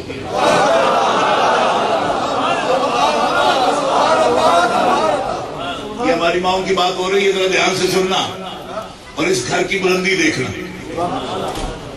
اے نبی کی بیویوں, کبھی تم سے معمولی سبھی اللہ کے نبی کی مرضی کے خلاف بات نہیں ہونی چاہیے. کیوں؟ اس لیے کہ اس کی دو ہی مار ہوگی, ایک مومنہ ہونے کی وجہ سے, ایک نبی کے گھر والے ہونے کی وجہ سے. ڈیوٹیاں بڑی بلند ہیں تمہاری. آج کل تو لوگ کہتے ہیں کہ ہم خاص ہیں کیونکہ ہم سادات ہیں. جو سادات ہوتی ہیں ان کی ڈیوٹی دوہری ہوتی ہے.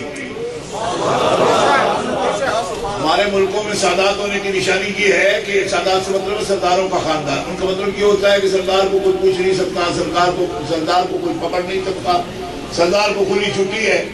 یہ اس طرح کے سردار نہیں, یہ نبی کا خاندان اس طرح کا سردار ہے کہ ڈیوٹی دوہری, ایک مومن ہونے کی وجہ سے, ایک نبی کے گھر والے ہونے کی وجہ سے. توجہ رکھنا, یہ ہے دین کا تصور. باقی ایرانی تصور کی میں بات نہیں کر رہا, میں مدینے کے تصور کی بات کر رہا ہوں. ہم دین نہ ریاض سے سیکھتے ہیں نہ تہران سے سیکھتے ہیں, ہم مدینۃ النبی سے سیکھتے ہیں. ہم کسی اور سے نہیں سیکھتے. بالکل ہم اہل السنہ والجماعہ ہیں, 1400 سال سے ہماری تاریخ ہے. مانگے تانگے کا یہ مذہب نہیں ہے کہ دو باتیں ادھر سے لے لو, دو ادھر سے لے لو, جوڑ کے مذہب بنا لو. یہ نبی کے قدموں سے لے کر ہمارے امام ابو حنیفہ تک, صحابہ کا دور, خلفائے راشدین کا دور, اہل بیت کا دور, امام ابو حنیفہ تک, ابو حنیفہ سے لے کر مجدد الرسانی تک, مجدد الرسانی سے لے کر امام احمد رضا بریلوی تک, 14 صدیوں میں مجددین کا طریقہ. ان اللہ یبعث لہذه الامة علی رأس کل 100 سنة من یجدد لها دینها. ہر صدی کے سرے پر ایک بندہ ایسا مبعوث ہوتا ہے جو بدعت و خرافات دین میں داخل نہیں ہونے دیتا, دین کو اسی رنگ میں پیش کرتا ہے جس رنگ میں اللہ کا رسول دنیا کو دین دے کر گیا. مجدد ایسا نہیں ہوتا خود گرگٹ کی طرح جو رنگ بدلتا ہے. کیوں؟ بڑے ٹھوس طریقے سے نبی پاک کے طریقے پر قائم ہوتا ہے, تب نبی کا طریقہ رہتا ہے. یہ تو نہیں کہ گنگا گئے تو گنگا رام, جمنا گئے تو جمنا داس, ہم دین کی تجدید کریں گے. تم کیا کرو گے تجدید؟ تجدید وہ کرے گا جو پہاڑ سے زیادہ مضبوطی کے ساتھ اپنے نبی کے طریقے پر قائم ہے. اور جو خدا کے پتوں کی طرح ہوا کے رخ پر جھولتا پھرے وہ مجدد کیا ہوگا؟ جس کے قدم تحت الثری میں اور جس کے چہرے کا نور عرش علا تک جائے گا. شجرۃ طیبۃ اصلها ثابت وفرعها فی السماء. اور وہ اللہ مبعوث کرتا ہے, پارٹیوں سے نہیں کہا جاتا کسی سے. کوئی بھی موضوع نہیں چھیڑوں گا میں. آگے چلو. ڈیوٹی بھی دوری, اجر بھی دورا. مومن اگر نیکی کریں 10 نیکیاں, آل بیت نیکی کریں گے 20 نیکی. 22ویں پارے کی پہلی آیت پڑھ لو. میرے استاد گرامی پڑھاتے تھے, ہر طالب علم کو جو رکعت جماعت سے رہ جاتی تو ایک سوٹی مارتے تھے کہ رکعت پیچھے کیوں رہا, پہلے جاؤ وضو کرو آگے نماز پڑھو. سید کو رہ جاتا, میں خود کا تجربہ بتاتا ہوں, کبھی رکعت رہ گئی تو 2 سوٹیاں مارتی. میں کہی رکعت ایک تے سوٹیاں 2, پر میں آج نہیں بتاؤں گا, میں قسم اٹھا کر کہہ رہا ہوں مسجد شریف میں بہت بچپن سے, آج کی بات نہیں. 11ویں شریف کا موقع آتا تو کھیر پکتی, سب کو ایک ایک چمچہ, مجھے 2 چمچے. فرمایا بیٹا بات سمجھ لے, ڈیوٹیاں بھی دوری, اجر بھی دورا. ایک رکعت پر دوسروں کو 1 سوٹی پڑے گی, آل رسول جو کہلائے گا سید کہلاتا ہے, رکعت میں شامل بھی 2 سوٹیاں کھائے گا. اور جب دوسروں کو 1 چمچہ کھیر, تم کو 2 چمچے کھیر. کیوں؟ من یقنط بالکل اللہ ورسولہ وتعمل صالحا نؤتہ اجرہا مرتین. اجر بھی دورا, ڈیوٹی بھی دوری. آج کل ڈیوٹی سے چھٹی, اجر دورے چل کے تریرے. یہ نبی پاک کا نظریہ نہیں ہے, یہ برہمن والا نظریہ ہے. تو جو کہتے ہیں میں خدا کے ماتھے سے نکلا اور شودر پاؤں سے نکلا, تو یہ ہندو مت کو قبول نہیں کرتا. اسلام کی اپنی ریت ہے, اسلام کا اپنا تمدن ہے, اسلام کا اپنا کلچر ہے. اسلام ان کو خاص مانتا ہے جن کی ڈیوٹیاں بھی دوری ہوتی ہیں. اور آل رسول نے ثابت کیا کہ ہم کھاؤ پیو نیرے نہیں ہیں. کیوں؟ فرمایا دوسروں کا گزارا ہوتا تھا تب حسین ابن علی کا گزارا نہیں ہوتا تھا. یہ سب جی رہے تو سونے آپ بھی جیتے. فرمایا ان کی ڈیوٹی اکاری ہے, میری ڈیوٹی دوری ہے. جو دوری ڈیوٹی والا ہوگا وہ حالات کے ساتھ معاہدہ نہیں کر سکتا. اسی لیے سب جی رہے تھے, لیکن حسین ابن علی کا سر میدے میں چڑھ گیا. کیوں؟ یضاعف لها العذاب الضعفین. فرمایا آل رسول کی ڈیوٹی بھی دوری ہے. انہیں میرے لفظ کا دفاع نہیں کرنا, انہیں معنی کا بھی دفاع کرنا. لوگ کہتے تھے لفظ تو نہیں بدلے نا, فرمایا معنی بھی کوئی بدلے گا تو حسین برداشت نہیں کرے. اس سے زیادہ تشریح نہیں کروں گا. اجرہا مرتین وَأَعْتَدْنَا لَهَا رِزْقًا کریما. اور آپ کے لیے بڑے عزت والا رزق ہم نے تیار کیا ہے. آپ یہ 2 جوڑے کی بات کرتی ہے, اعتدنا لہا رزقا کریما. آپ کے لیے تو رزق کریم تیار ہے. کیوں؟ اب یہ لفظ سننا ساری بات سمجھ آ جائے گی. یا نساء نبی لستن کاحد من النساء, اے نبی کی بیویوں, عورتوں, لستن کاحد من النساء, تم کائنات کی عورتوں کی طرح نہیں ہو. ایک دفعہ صرف کہہ دیجئے سبحان اللہ. میں گلہ نہیں کروں گا آپ کو, خدا کے لیے زور سے کہہ دو سبحان اللہ. ابھی بھی کچھ بزرگ بڑے بڑے چیروں والے بیٹھے, لیکن ایک دفعہ بھی سبحان اللہ نہیں کی. اے نبی کی بیویوں, لستن کاحد من النساء, تم نہیں ہو عورتوں کی طرح. میں پوچھا کیوں نہیں ہے عورتوں کی طرح؟ عورتوں کے 2 ہاتھ ہیں, ان کے کچھ 4 ہے. یہ تقریر ہے نا ان کی کہ ہم جیسے ہیں. میں نے کہا یہ عورتوں کے لیے مائیں ہیں ہماری تو ان کے 4 ہاتھ ہے, 2 ہی ہیں نا, تو پھر تو 2 کا حالت سنت حاضر میں انسان. اللہ فرماتا ہے نبی کی بیویاں ہیں نا, نشان نبی ہے, اضافت کدھر ہے, نسبت کدھر ہے, نبی کی بیویاں. تو جس کی طرف نسبت ہو جانے سے ہستی بے مثل ہو جاتی ہے, اس کی اپنی مثل کیسی ہوتا ہے. میرے علاقہ منڈی ہوتی گجرات میں جھنگ سے ایک مولوی صاحب آ گئے, تقریر کر رہے تھے ابو بکر صدیق کی مثل نہیں ہو سکتا. کیوں؟ اب حضور کو اور کون دیکھے گا, پہلا یار کون ہوگا. میں نے کہا تیری بات ہمیں سمجھ آتی ہے مگر تجھے ہماری سمجھ نہیں آتی. کہنے لگا وہ کیا؟ میں نے کہا جو نبی کو دیکھ لے پہلے وہ بے مثل ہو جائے, تو جس ہستی کو دیکھ کے بندے بے مثل ہو جاتے ہیں اس کی اپنی مثل کیسے کوئی ہوتا ہے. مولی جی تم تو سمجھاتی ہو, ہم مانتے ہیں ابو بکر کی مثل کوئی نہیں, پر ہماری بھی تو سمجھنا. اور جس کا سنگ کر کے ابو بکر عمر عثمان والی بے مثل ہو گئے, جس کی یائی سے یہ بے مثل ہو گئے, وہ بے مثل بنانے والی ہستی کی اپنی مثل کوئی نہیں ہو سکتا.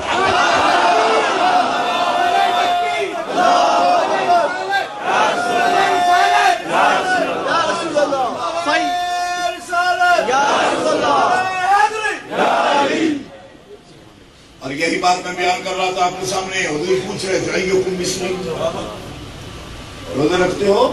سومے مثال کہاں, روزے رکھو, پھر کھڑے بھی رہو نا, گرتے کیوں ہو؟ کہ طاقت نہیں ہے. فرمایا طاقت نہیں ہے تو نہ رکھا کرو. یا ذرا آپ رکھتے ہیں. فرمایا لی مع اللہ وقت, میری تو اللہ کے ساتھ اپوائنٹمنٹ ہے, میرے خاص وقت ہے, میرے ٹائم ہے اللہ کے پاس. ان ربی یطعمنی ویسقینی, وہ مجھے نور کھلاتا ہے, نور پلاتا ہے, تمہیں سمجھ ہی نہیں آتی. کس کے ساتھ میرا ٹائم ہے؟ یہ حدیث ہے, خاص ٹائم ہے میرے. ٹائم تو سب کے ہیں, آپ کے بھی ہیں, ہمارا نہیں ہے. میں کہا تمہارا بھی ہے, لیکن اپوائنٹمنٹ بتاؤ کتنے دن دی ہے. کہ وہ لمبی نہیں آئی تو نہیں. ہائے ہائے ہائے, اللہ سے کتنے دن دی اپوائنٹمنٹ تھی ہو دینا, تو میں تینوں حدیث بخاری چو پڑھ کے دیا گا کہ حضور فرماتے ہیں میرے خاص ٹائم نہیں ہو دینا. کھلا دیتا ہے, پلا دیتا ہے, کیوں؟ میری غذا صرف یہی تو نہیں ہے.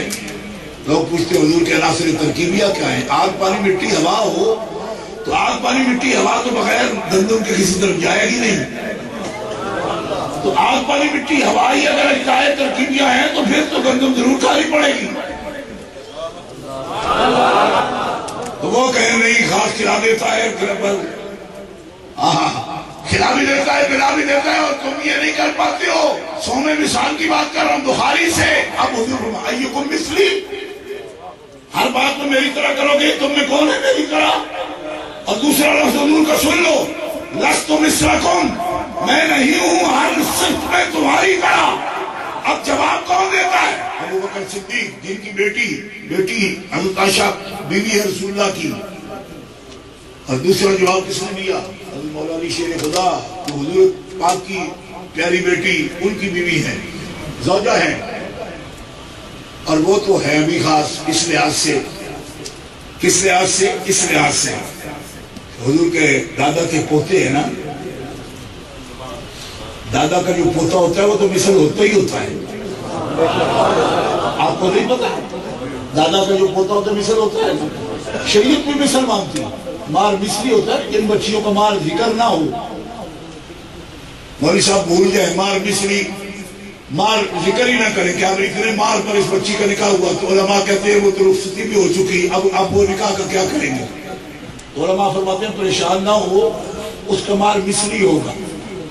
مار مثلی اس کا کیا مطلب ہے؟ اس کا مطلب یہ ہے کہ مار مثلی, اس کی جو مثل مثلا چچا کی بیٹی کا جتنا باندھا گیا تھا اتنا, کیونکہ یہ اس کی مثل ہے, اسی خاندان کی ہے, تو ان کے تایا بابا چاچا کی بیٹیوں کے جتنے مار باندھے گئے اتنا اس کا خود بخود بن جائے گا بغیر ذکر کے. تایا چاچا کی اولاد کو مثلی, مثل مانا, کفر مانا, قرآن میں بھی حدیث میں بھی. حضور ان سے پوچھ رہے ہیں, وہ بھی سامنے ہیں, ان سے پوچھیں ایوکم مثلی, تو وہ کہتے ہیں ہاں آپ کی بیٹی میرے نکاح میں مجھے بھائی بھی آپ کہتے ہیں میں آپ کے دادا کا پوتا ہوں میرا آپ کا خون ہے کہ نہیں جواباً بالکل چپ آپ دوسری مرتبہ پوچھا چپ تیسری مرتبہ جب پوچھا نا ابو بکر صدیق عمر فاروق عثمان غنی مولا علی چاروں گھٹنوں کے بل اس طرح گھٹنے ٹیک کے سمجھائے گی کیسے گھٹنے زمین پر لگا کے ہاتھ دونوں یہاں رکھ کے ایسے ہاتھ جوڑ دیے اور کیا کہا انا لسنا کا حیتک یا رسول اللہ آپ غصے سے نہ فرمائیے اللہ کی قسم ہم میں سے کوئی بھی آپ کی طرح نہیں ہے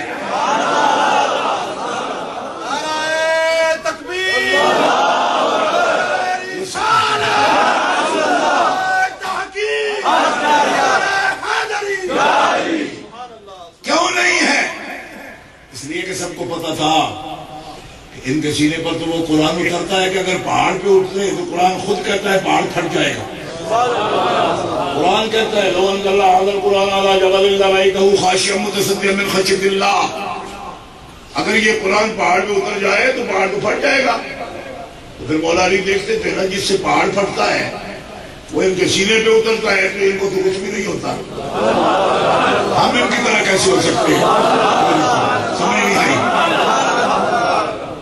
آپ ایسے یار کو تکڑے بندے ہو دیکھو کتنا نوجوان ہے خوبصورت ہے ایک دفعہ بھی سبحان اللہ نہیں کیا نہیں کہا پک کے گھر جا کے قسم اٹھانا وہ مولوی ڈھیر بڑا لایا پر قسم میں بھی پیڑا آیا ایک باری بھی کی تھی سبحان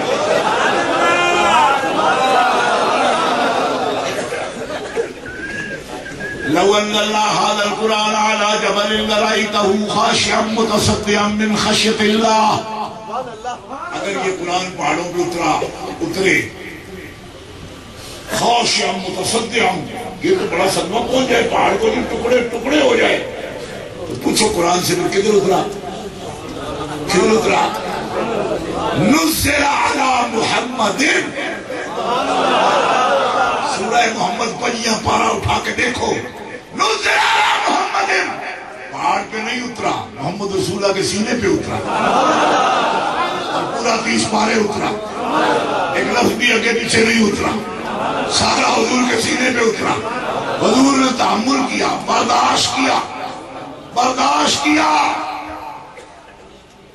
وہ جو رسائل و مسائل والا کہتا ہے نا کہ اگر یہ پہلے سے نبی ہوتے تو پھر تم اس وقت گھبراہٹ ہوتی میں نے کہا میں آپ کو پہلے سے بتاتا ہوں کہ یہ 2 تارے ہیں ان میں بجلی ہے کرنٹ ہے ٹھیک ہے کرنٹ ہے اور یہ بنتا کہاں سے ہے یہ بھی بتا دیتا ہوں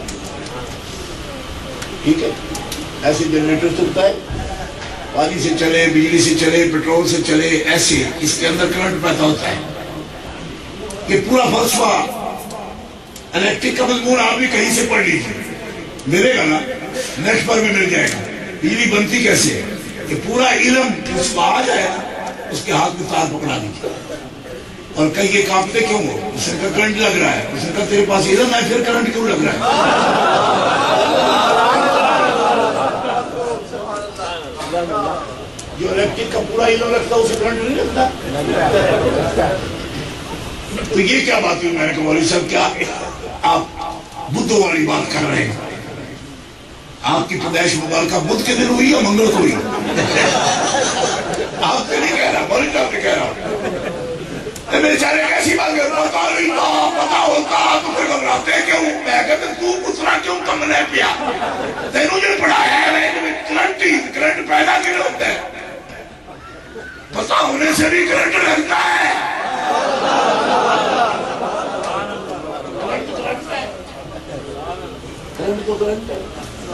وہ پتا ہو یا نہ ہو لگے گا یہ کوئی دلیل نہیں کہ پتا تھا تو کرنٹ کیوں لگا کرنٹ لگے گا لیکن بات یہ سن فرماتے تھے اللہ کے حبیب حضرت زید فرماتے ایک دن میرے لان پہ میری چھوڑی تھی میرے لان پہ نبی علیہ السلام سر مبارک رکھے ہوئے آرام فرما رہے تھے کہ وہی آ گئی اور وہی کا اتنا سکر تھا کہ میرا سب سے مضبوط ہڈی بندے کے جسم میں لان کی ہوتی ہے مضبوط ہڈی ہوتی ہے نا حضرت زید کہتے ہیں کہ سرکار کے سر انور کا شکل اتنا تھا کہ میری ہڈی چٹکنے لگی، آواز آنے لگی ران کی ہڈی سے، تو میری چیخ نکل گئی۔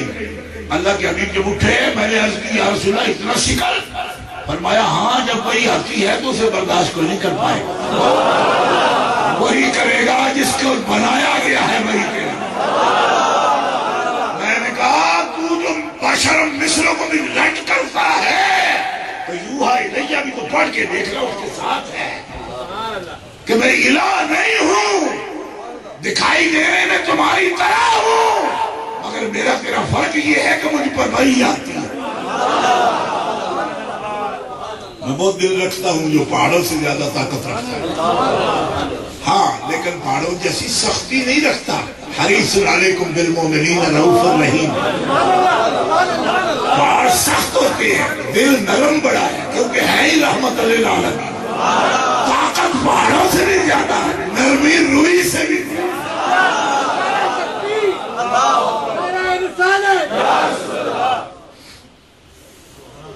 دوستو یہ شان پاک کا ایک پہلو ہے جو آپ کے سامنے عرض کر رہا ہوں، اور گھرانہ آپ نے دیکھ لیا۔ یہ جب آیتیں اتری نا، آیتیں اتری تو ایک لطف کی بات بتاتا ہوں، حضور سے کیسا پیار کرتے تھے لوگ۔ آیتیں اتری نا، نبی علیہ السلام کے دل میں جس کی محبت کی بات کرتا ہوں اس کی، یہ آیتیں پڑھ کے نبی علیہ السلام نے عائشہ کو بلایا، فرمایا عائشہ یہ جو اختیار تمہیں دیا گیا ہے نا کہ اللہ رکھو یا دنیا رکھو، اس میں جلدی نہ کرنا، اپنے ابے سے مشورہ کرنا۔ حضرت عائشہ بھی تو حضور کی زوجہ تھی نا، ہماری ماں مومنوں کی، کہنے لگی مجھے اللہ کی قسم ہے یا رسول اللہ میں ابے سے مشورہ نہیں کروں۔ فرمایا کیوں؟ میں تو کہتا ہوں جلدی میں تو بات نہ کر جاؤ، تو اس لیے اپنے ابا سے بات کر۔ نہ کہیے نا میں قسم اٹھاتی ہوں نہیں کروں گی، نہ کہیے فرمانے لگا ایسا کیوں؟ میں جو تجھے کہہ رہا ہوں یا رسول اللہ نا، مجھے سمجھ آ گئی ہے کہ اللہ تعالیٰ مجھے رسول اور دنیا دونوں میں سے ایک کو چننے کا کہہ رہا ہے، تو مشورہ کروں تو کافر ہو جاؤ، نہیں کروں گی مشورہ، بغیر سوچے کہتی ہوں اے میرے اللہ دنیا نہیں چاہیے تیرے رسول چاہیے۔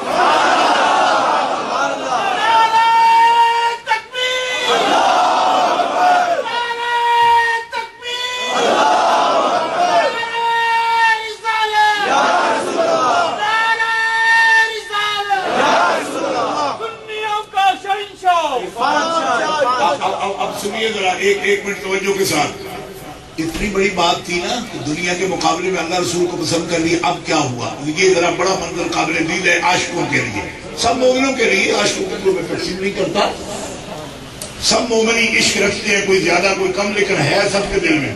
لیکن ایک جملہ ذرا سننا، اب اللہ کو ان پہ کتنا پیارا ہے، ان بندیوں پہ۔ اگر میری مائیں بہنیں سن رہی ہوں کہیں بیٹھی ہوئی تو وہ بھی سنیں اس بات کو، اللہ تعالیٰ نے یہ تقسیم نہیں رکھی کہ مرد نیکی کرے تو بڑا مقام پائے، عورتیں کر جائیں تو ان کو مقام ہی نہ ملے، اللہ کے ایسی کوئی تقسیم نہیں ہے۔ سنو، جب انہوں نے رسول پاک کو چنا نا اختیار میں، ہمیں دنیا نہیں رسول چاہیے، تو اللہ تعالیٰ نے کیا کیا؟ ذرا توجہ کر، نبی پاک نے ایک آیت اتاری قرآن کے اندر، لا یحل لک النساء من بعد ولا ان تبدل بهن من ازواج ولو اعجبك حسنهن الا ما ملكت يمينك۔ بات سننے بھائی میرے بیٹھے ہیں جو پہلی تقریر میں موجود تھے، اس مضمون کو ذرا دل سے سننا، آپ کو سمجھ آئے گی کہ میں کیا کہہ رہا ہوں۔ لا یحل لک النساء، نہیں حلال تیرے لیے اے حبیب عورتیں، من بعد، ان بیویوں کے اس مرتبے پر پہنچنے پر کہ جب ہم نے ان کو کہہ دیا کہ چن لو تو انہوں نے تجھے چنا مجھے چنا، تو اب ان کا بھی مرتبہ خاص ہو گیا۔ لا یحل لک النساء من بعد، اب عورتیں تیرے لیے حلال نہیں ہیں اس کے بعد۔ کس بات میں؟ لا ان تبدل بہن، ان میں اب تبدیلی بھی نہیں کر سکتے۔ ہر مومن کو یہ حق ہے نا طلاق دے کے اور نکاح کر سکتا ہے، فرمایا ان کو تبدیل بھی نہیں کر سکتے، نیا نکاح بھی نہیں کر سکتے۔ لو اعجبک حسنہن، اگر سے تیری طبیعت کو کتنا بھی کوئی اچھا لگے، اب جب یہ ہماری ہو گئی ہے میری اور تیری، تو میری رضا کے لیے دنیا کو انہوں نے چھوڑ دیا تو پھر ہمیں بھی خیال کرنا پڑے گا. لا یحل لک النساء، اس کے بعد تیری شادی بھی جائز نہیں، ان میں تبدیلی بھی جائز نہیں. آپ اس مقام پر قرآن آپ کے پاس ہوتا ہے، علماء سے بات سنتے ہیں، یہ کبھی اس مقام پر آپ نے سنا؟ نہیں سنا ہو تو کہہ دیجیے نہیں سنا ہوگا، اسی لیے آپ کو یہ تحفہ دے رہا ہوں. یہ قرآن پڑھ رہا ہوں میں آپ کے سامنے. اب ذرا سا رکنا، اور اگر اس مجلس کو کسی بھی طرح میری مائیں بہنیں سنتی ہیں تو ضرور اس پر غور کریں. میں ان کا دینی و یقینی بھائی ہوں، ان کی خدمت میں ہاتھ جوڑ کر کہتا ہوں کہ میری ماں اور بہنیں بیٹیاں سنیں اس کو اور غور کریں. یہ کس کے فائدے کی بات تھی؟ ازواج کی. ٹھیک ہے کہ اب آپ پہ کوئی اور نہیں آئے گی اس کی ساتھ. یہ عورتوں کا خاص فطری موضوع ہے، لیکن توجہ کر، بڑی بڑی محبت دنیا کرتی ہوگی مگر اس محبت کا نمونہ ذرا دیکھنا. حضرت حفصہ آئی حضرت عائشہ کے گھر میں، حضرت عائشہ کی آنکھیں رو رو کے اتنی سوج گئی ہیں. پوچھا عائشہ رونے والی کیا بات؟ میں نے سنا آیت اتری ہے لا یحل لک النساء من بعد ولا ان تبدل بهن من ازواج. ہاں اتری ہے. تو نے نہیں سنی؟ میں نے سنی، حضور نے تلاوت کی ہے. حضرت حفصہ کہتی تو یہ مبارک ہو، اللہ تعالیٰ کی یہ مقبولیت ہو گئی ہماری. تو رونے والی اس میں بات، یہ تو ہنسنے والی بات ہے، خدا کا شکر کرنے والی بات ہے کہ ہمارا عمل اللہ نے اتنا قبول کیا. فرمایا حفصہ تجھے خیال نہیں ہماری بات رب اتنی مقبول کرے، قبول کرے کہ ہماری وجہ سے ہمارے حبیب کو پابند کرے؟ عائشہ کا دل برداشت نہیں کر سکتا. مومنوں کتنے نازک احساسات ہیں ان کے. رسول کریم کی بارے میں عورت کی فطرت ہے تو وہ اس بات کو پسند کرے گی میرا شوہر دوسری شادی اب نہ کرے، لیکن رسول خدا کو پابند کیا جا رہا ہے. یہ آیت ہے قرآن کی. حضرت عائشہ باقاعدہ روئی اس بات پر، اور حضرت حفصہ نے کہا کہ یہ مسئلے کی بات ہے. فرمایا اس تصور سے تمہیں کیا ہنسی آتی ہے کہ ہمارے لیے رب تعالیٰ نے نبی کریم علیہ السلام کو، میری تو محبت یہ تقاضا کرتی ہے کہ حبیب پر کوئی روک نہ لگا سکے. اور اب تیسرے مرحلے پر آیت سننا مسلمانوں، یہ بڑی نازک بات ہے. تیسرے مرحلے پر کیا فرمایا؟ یا ایھا النبی انا احللنا لک ازواجک اللاتی آتیت اجورہن وما ملکت یمینک مما افاء اللہ علیک.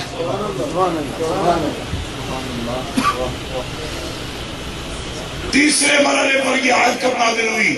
اے نبی ہم نے روکا تھا تمہیں لیکن اب تمہیں اجازت دیتے ہیں. کیوں؟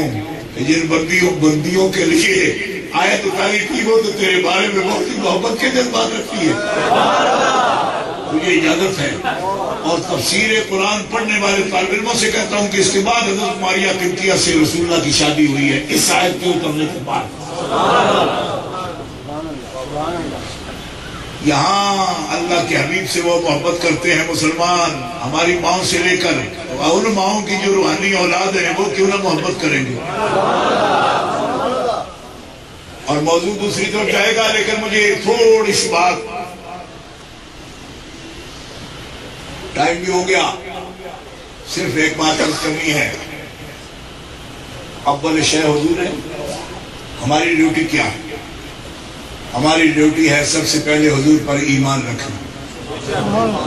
بس یہ پورا موضوع ہے لیکن اس کے صرف اشارات دوں گا کیونکہ اس کے بغیر تقریر مکمل نہیں ہوگی.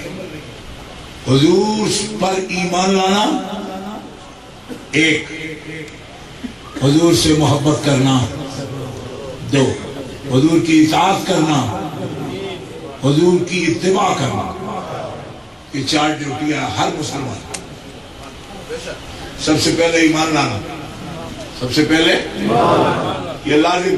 کوئی مذہب ہو، کوئی دین ہو، کوئی آج کل کے اسکالر نئے زمانے کی نئی ہواؤں کے رنگ میں رنگے ہوئے کہتے ہیں کوئی یہودی ہو، کوئی نصرانی ہو، بس صرف پریکٹس، گڈ پریکٹس کرے تو نجات ہو جائے گی. میں آپ کے سامنے یہ اعلان کر رہا ہوں، امریکہ بھی کر رہا ہوں، نیو جرسی میں کر رہا ہوں، قرآن کا میں خادم ہوں، چیلنج کے ساتھ یہ بات کہتا ہوں، نجات موقوف ہے ایمان بالرسول پر۔ گڈ پریکٹس اور بیڈ پریکٹس کا سوال ہی کوئی نہیں، سوال ہے ایمان بالرسول کا۔ پہاڑوں کے برابر نیک عمل لے کے بھی قیامت کو روز لوگ آئیں گے، اللہ تعالیٰ پوچھے گا ان سے پوچھو کہ میرے محمد سے واقف ہے؟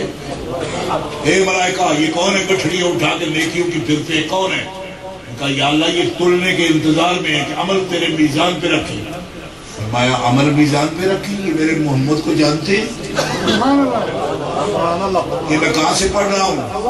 زبانی نہیں پڑھ رہا میں۔ الذین ضل سعیهم فی الحیاۃ الدنیا وهم یحسبون انهم یحسنون صنعا اولئک الذین کفروا بآیات ربهم ولقائه فحبطت اعمالهم فلا نقیم لهم یوم القیامۃ وزنا ذلک جزاؤہم جہنم بما کفروا واتخذوا آیاتی ورسلی ہزوا۔ 16 پارے کے دوسرے رکوع اب حسب الذین کفروا یتخذون سے پڑھ رہا ہوں میں، اور چیلنج کرتا ہوں ان لوگوں کو جو اپنے آپ کو قرآن کا خادم بھی کہتے ہیں اور قرآن پر ڈنڈی بھی مارتے ہیں۔ منوں ٹنوں کے حساب سے نیکیاں لے کے آئیں گے۔ اللہ فرمائے گا ادھر پوچھو میرے رسول کو جانتے ہیں؟ انہوں نے کہا یہ نہیں جانتے لیکن نیکیاں بہت ہیں۔ فرمایا ان کی نیکیوں سے میں اپنے میزان گندا نہیں کرنا چاہتا،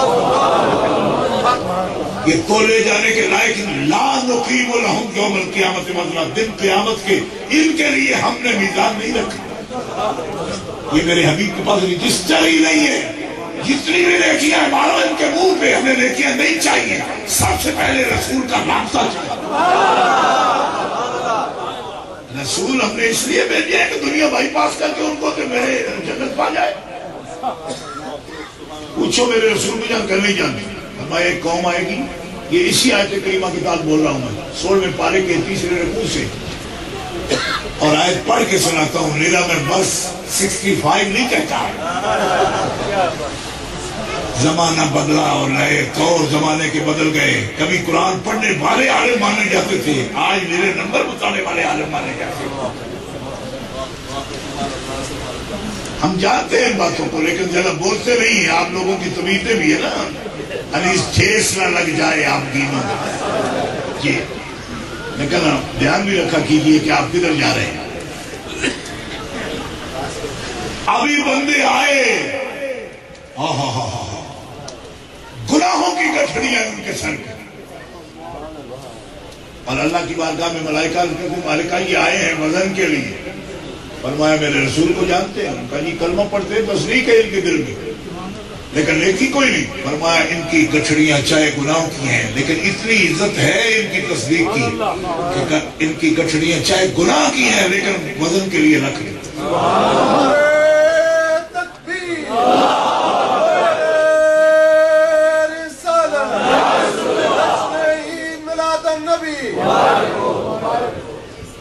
میزان پر وہ عمل تلے گا نہیں جس کے ساتھ تصدیق بالرسول نہیں، چاہے کتنا بھی نیک ہو۔ پورا رکوع قرآن پاک کا میں آپ کے سامنے پیش کر رہا ہوں۔ اللہ فرماتا ہے ان کو بے حساب دوزخ میں بھیجو جن کے پاس تصدیق رسول ہے ہی نہیں، اور ان کا حساب ضرور کرو۔ اگر زیادہ گناہ ہیں ان کے تو پھر ان کو جہنم میں داخل کیا جائے گا جن کے گناہ زیادہ ہیں، کیونکہ یہ میرا وعدہ ہے۔ لیکن اس وعدے کے ساتھ یہ بھی وعدہ ہے اگر راستے میں کہیں پڑ گئی نظر ان پہ میرے رسول یشفع عندہ الا بإذنہ، تو میں نے اذن دے رکھا ہے کہ تصدیق تو ہے نا اس کے اندر رسول کی۔ اب جو باری آئی رسول کی وہ معذور ہے، ابھی چانس ہے اس کا۔ اس مرحلے سے اس مرحلے کے اندر اگر آ گیا نبی کی نگاہ کے نیچے تو میرا وعدہ ہے ان اللہ یغفر الذنوب جمیعا، کہ میں چاہوں گا رسول کے کھاتے میں امتی کے سارے گناہ بھی معاف کروں۔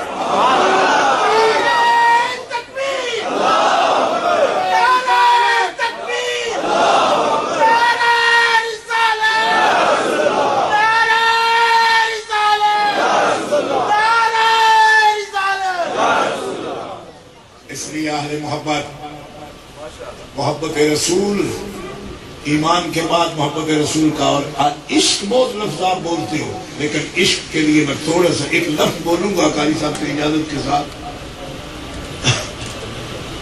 عشق محبت کے درجے کو نہیں صرف کہتے، عشق انتہائی محبت کو کہتے ہیں۔ عشق کا لفظ بولنے سے ڈرا کرو، محبت بولا کرو، کیونکہ عشق اس وقت ہوتا ہے جب انزواج ہوش اڑا دے بندے کے اور دنیا کی رغبت چھڑا دے بندے کو، عشق تب ہوتا ہے۔ عشق محبت کی ابتدائی کیفیت کو کبھی نہیں کہتے، انتہائی کو بھی نہیں کہتے، اس سے بھی اگلی کو کہتے ہیں۔ لوگوں نے عشق کا لفظ حضور کے لیے بولا، حضور کے لیے کہ ان محمدن قد عاشق ربہ، محمد رب کا عاشق ہو گیا۔ یہ کب بولا حضور کے لیے مکے والوں نے؟ جب حضور مکہ چھوڑ کے غار حرا میں بیٹھے ہوئے، انزوا آ جائے، سب سے الگ تھلگ جب کوئی ہو جائے تو پھر محبت عشق کے درجے میں آ جاتی ہے۔ اس لیے جو سارے کام دھندے بھی اپنے کرے اور پھر عشق بھی کہے، یہ تعریف کے مطابق درست نہیں۔ محبت کہہ سکتے ہو آپ، محبت، اور محبت بھی فرض بھی ہے، عشق فرض نہیں کیا، کیوں کہ پھر تو سب کو مجنون بنا دیتا۔ یہ نہیں، محبت فرض کی۔ اور ایک نقطہ صرف اتنا عرض کرتا ہوں کہ فرض جو ہم کہتے ہیں صرف سمجھانے کے لیے، لیکن فرض ہوتا ہے داخل شے، جیسے رکوع فرض ہے نماز کے اندر، سجدہ فرض ہے نماز کے اندر، قیام فرض ہے نماز کے اندر۔ ابھی آپ سجدہ نہیں کرتے لیکن نماز شروع ہو جاتی ہے۔ لیکن محبت فرض ہوتی نا تو بغیر محبت رسول کے ایمان شروع ہو جاتا، لیکن یہ شرط ہے، جیسے وقت نماز کے لیے شرط ہے، وقت ہو نہیں تو نماز شروع ہی نہیں ہوتی۔ شرط اور فرض میں یہ فرق ہوتا ہے۔ اس لیے اس مقام پر میں امام اعظم ابو حنیفہ کی کتاب فقہ اکبر کا حوالہ دوں گا۔ آپ فرماتے ہیں محبت النبی، محبت اللہ ہے مشروطۃ بمحبت النبی، اللہ کی محبت اور توحید کا عقیدہ یہ مشروط ہے محبت نبی کے ساتھ۔ جب تک بندے کو کلمہ دینے والے سے محبت نہیں ہوتی اس وقت تک تو توحید بھی قبول نہیں۔ محبت، ایمان بالرسول، محبت بالرسول، اطاعت بالرسول، اور جو اطاعت ہوتی ہے طاع لہو یطوع اذن قاد لہو، اطاعت کہتے ہیں منقاد ہونے کو۔ منقاد کا مطلب آپ کو عربی سے اردو میں اگر بتاؤں یا پنجابی میں سنو تو مزہ آ جائے۔ منقاد کہتے ہیں اس جانور کو جس کے لت ڈال دی جائے نک میں، تو بڑا اتھرا ہوئے نا، بیل بھی جس کے ناک میں نکیل پڑ جائے تو بچہ بھی پکڑ جائے تو وہ صرف ہلانے کے قابل نہیں رہتا۔ تو فرمایا مطیع ہو جو میرے رسول کے آگے۔ مولوی جی چیک کرنا بڑا نبیاں دے، اے ہے انہاں کو ہے نہیں، انہاں کو لسنس ہے، انہاں کو اختیار ہے، انہاں دا علم کتنا ہے، تسی مطیع ہو یا چیک کرو؟ اور لسنس چیک کرنے والے کو جس کا کر رہا ہے اس سے اوپر درجے کا ہونا چاہیے۔ نبیوں کو کوئی چیک کرے تو اللہ کرے، آپ اپنا آپ دیکھیں اور اپنی حیثیت دیکھیں، کام کیا ہے آپ کا، عہدہ کیا ہے آپ کا، کہ آپ انبیاء کے عہدے چیک کرو گے؟ آپ پر لازم ہے کہ ناک میں نک ڈلواؤ، مطیع بنو، مطیع بنو۔ اور پھر ان کنتم تحبون اللہ فاتبعونی، اے مومنو اگر اللہ کو چاہتے ہو میرے پیچھے آ جاؤ، فاتبعونی، میرے سٹیپس دیکھو، ادھر ادھر پاؤں نہیں رکھنا، بس بالکل پیچھے پیچھے۔ اب توحید کے لیے نبی کے آگے آگے بھاگ رہے ہو جی، ہم اپنے آپ تلاش کر لیں گے۔ میں نے کہا قرآن سے پوچھنا، اپنے دماغ سے پوچھ رہا ہے، اللہ چاہیے، چاہیے، حضور فرمایا چاہیے تو میرے پیچھے آ فاتبعونی، نہ تو میرے پیچھے، کیوں کہ صرف اللہ نے مجھے اختیار دیا ہے کہ میں لے کے جاؤں گا قوم کو اللہ کے پاس۔ فاتبعونی، اتباع کامل کرو، اللہ کے حبیب صلی اللہ علیہ وسلم کی اطاعت کامل کرو، محبت کامل کرو، ایمان بالرسول ہو۔ یہ چار اوصاف ہیں، یہ مستقل موضوعات ہیں، لیکن مولانا قاری سیف النبی صاحب نے مجھے 1 گھنٹہ کا ٹائم کہا تھا، میں سمجھ رہا ہوں کہ میں اس سے زائد میں بول رہا ہوں۔ اللہ تعالیٰ جل شانہ کوئی بھی بات سمجھ آ جائے اس سے بات بن جاتی ہے۔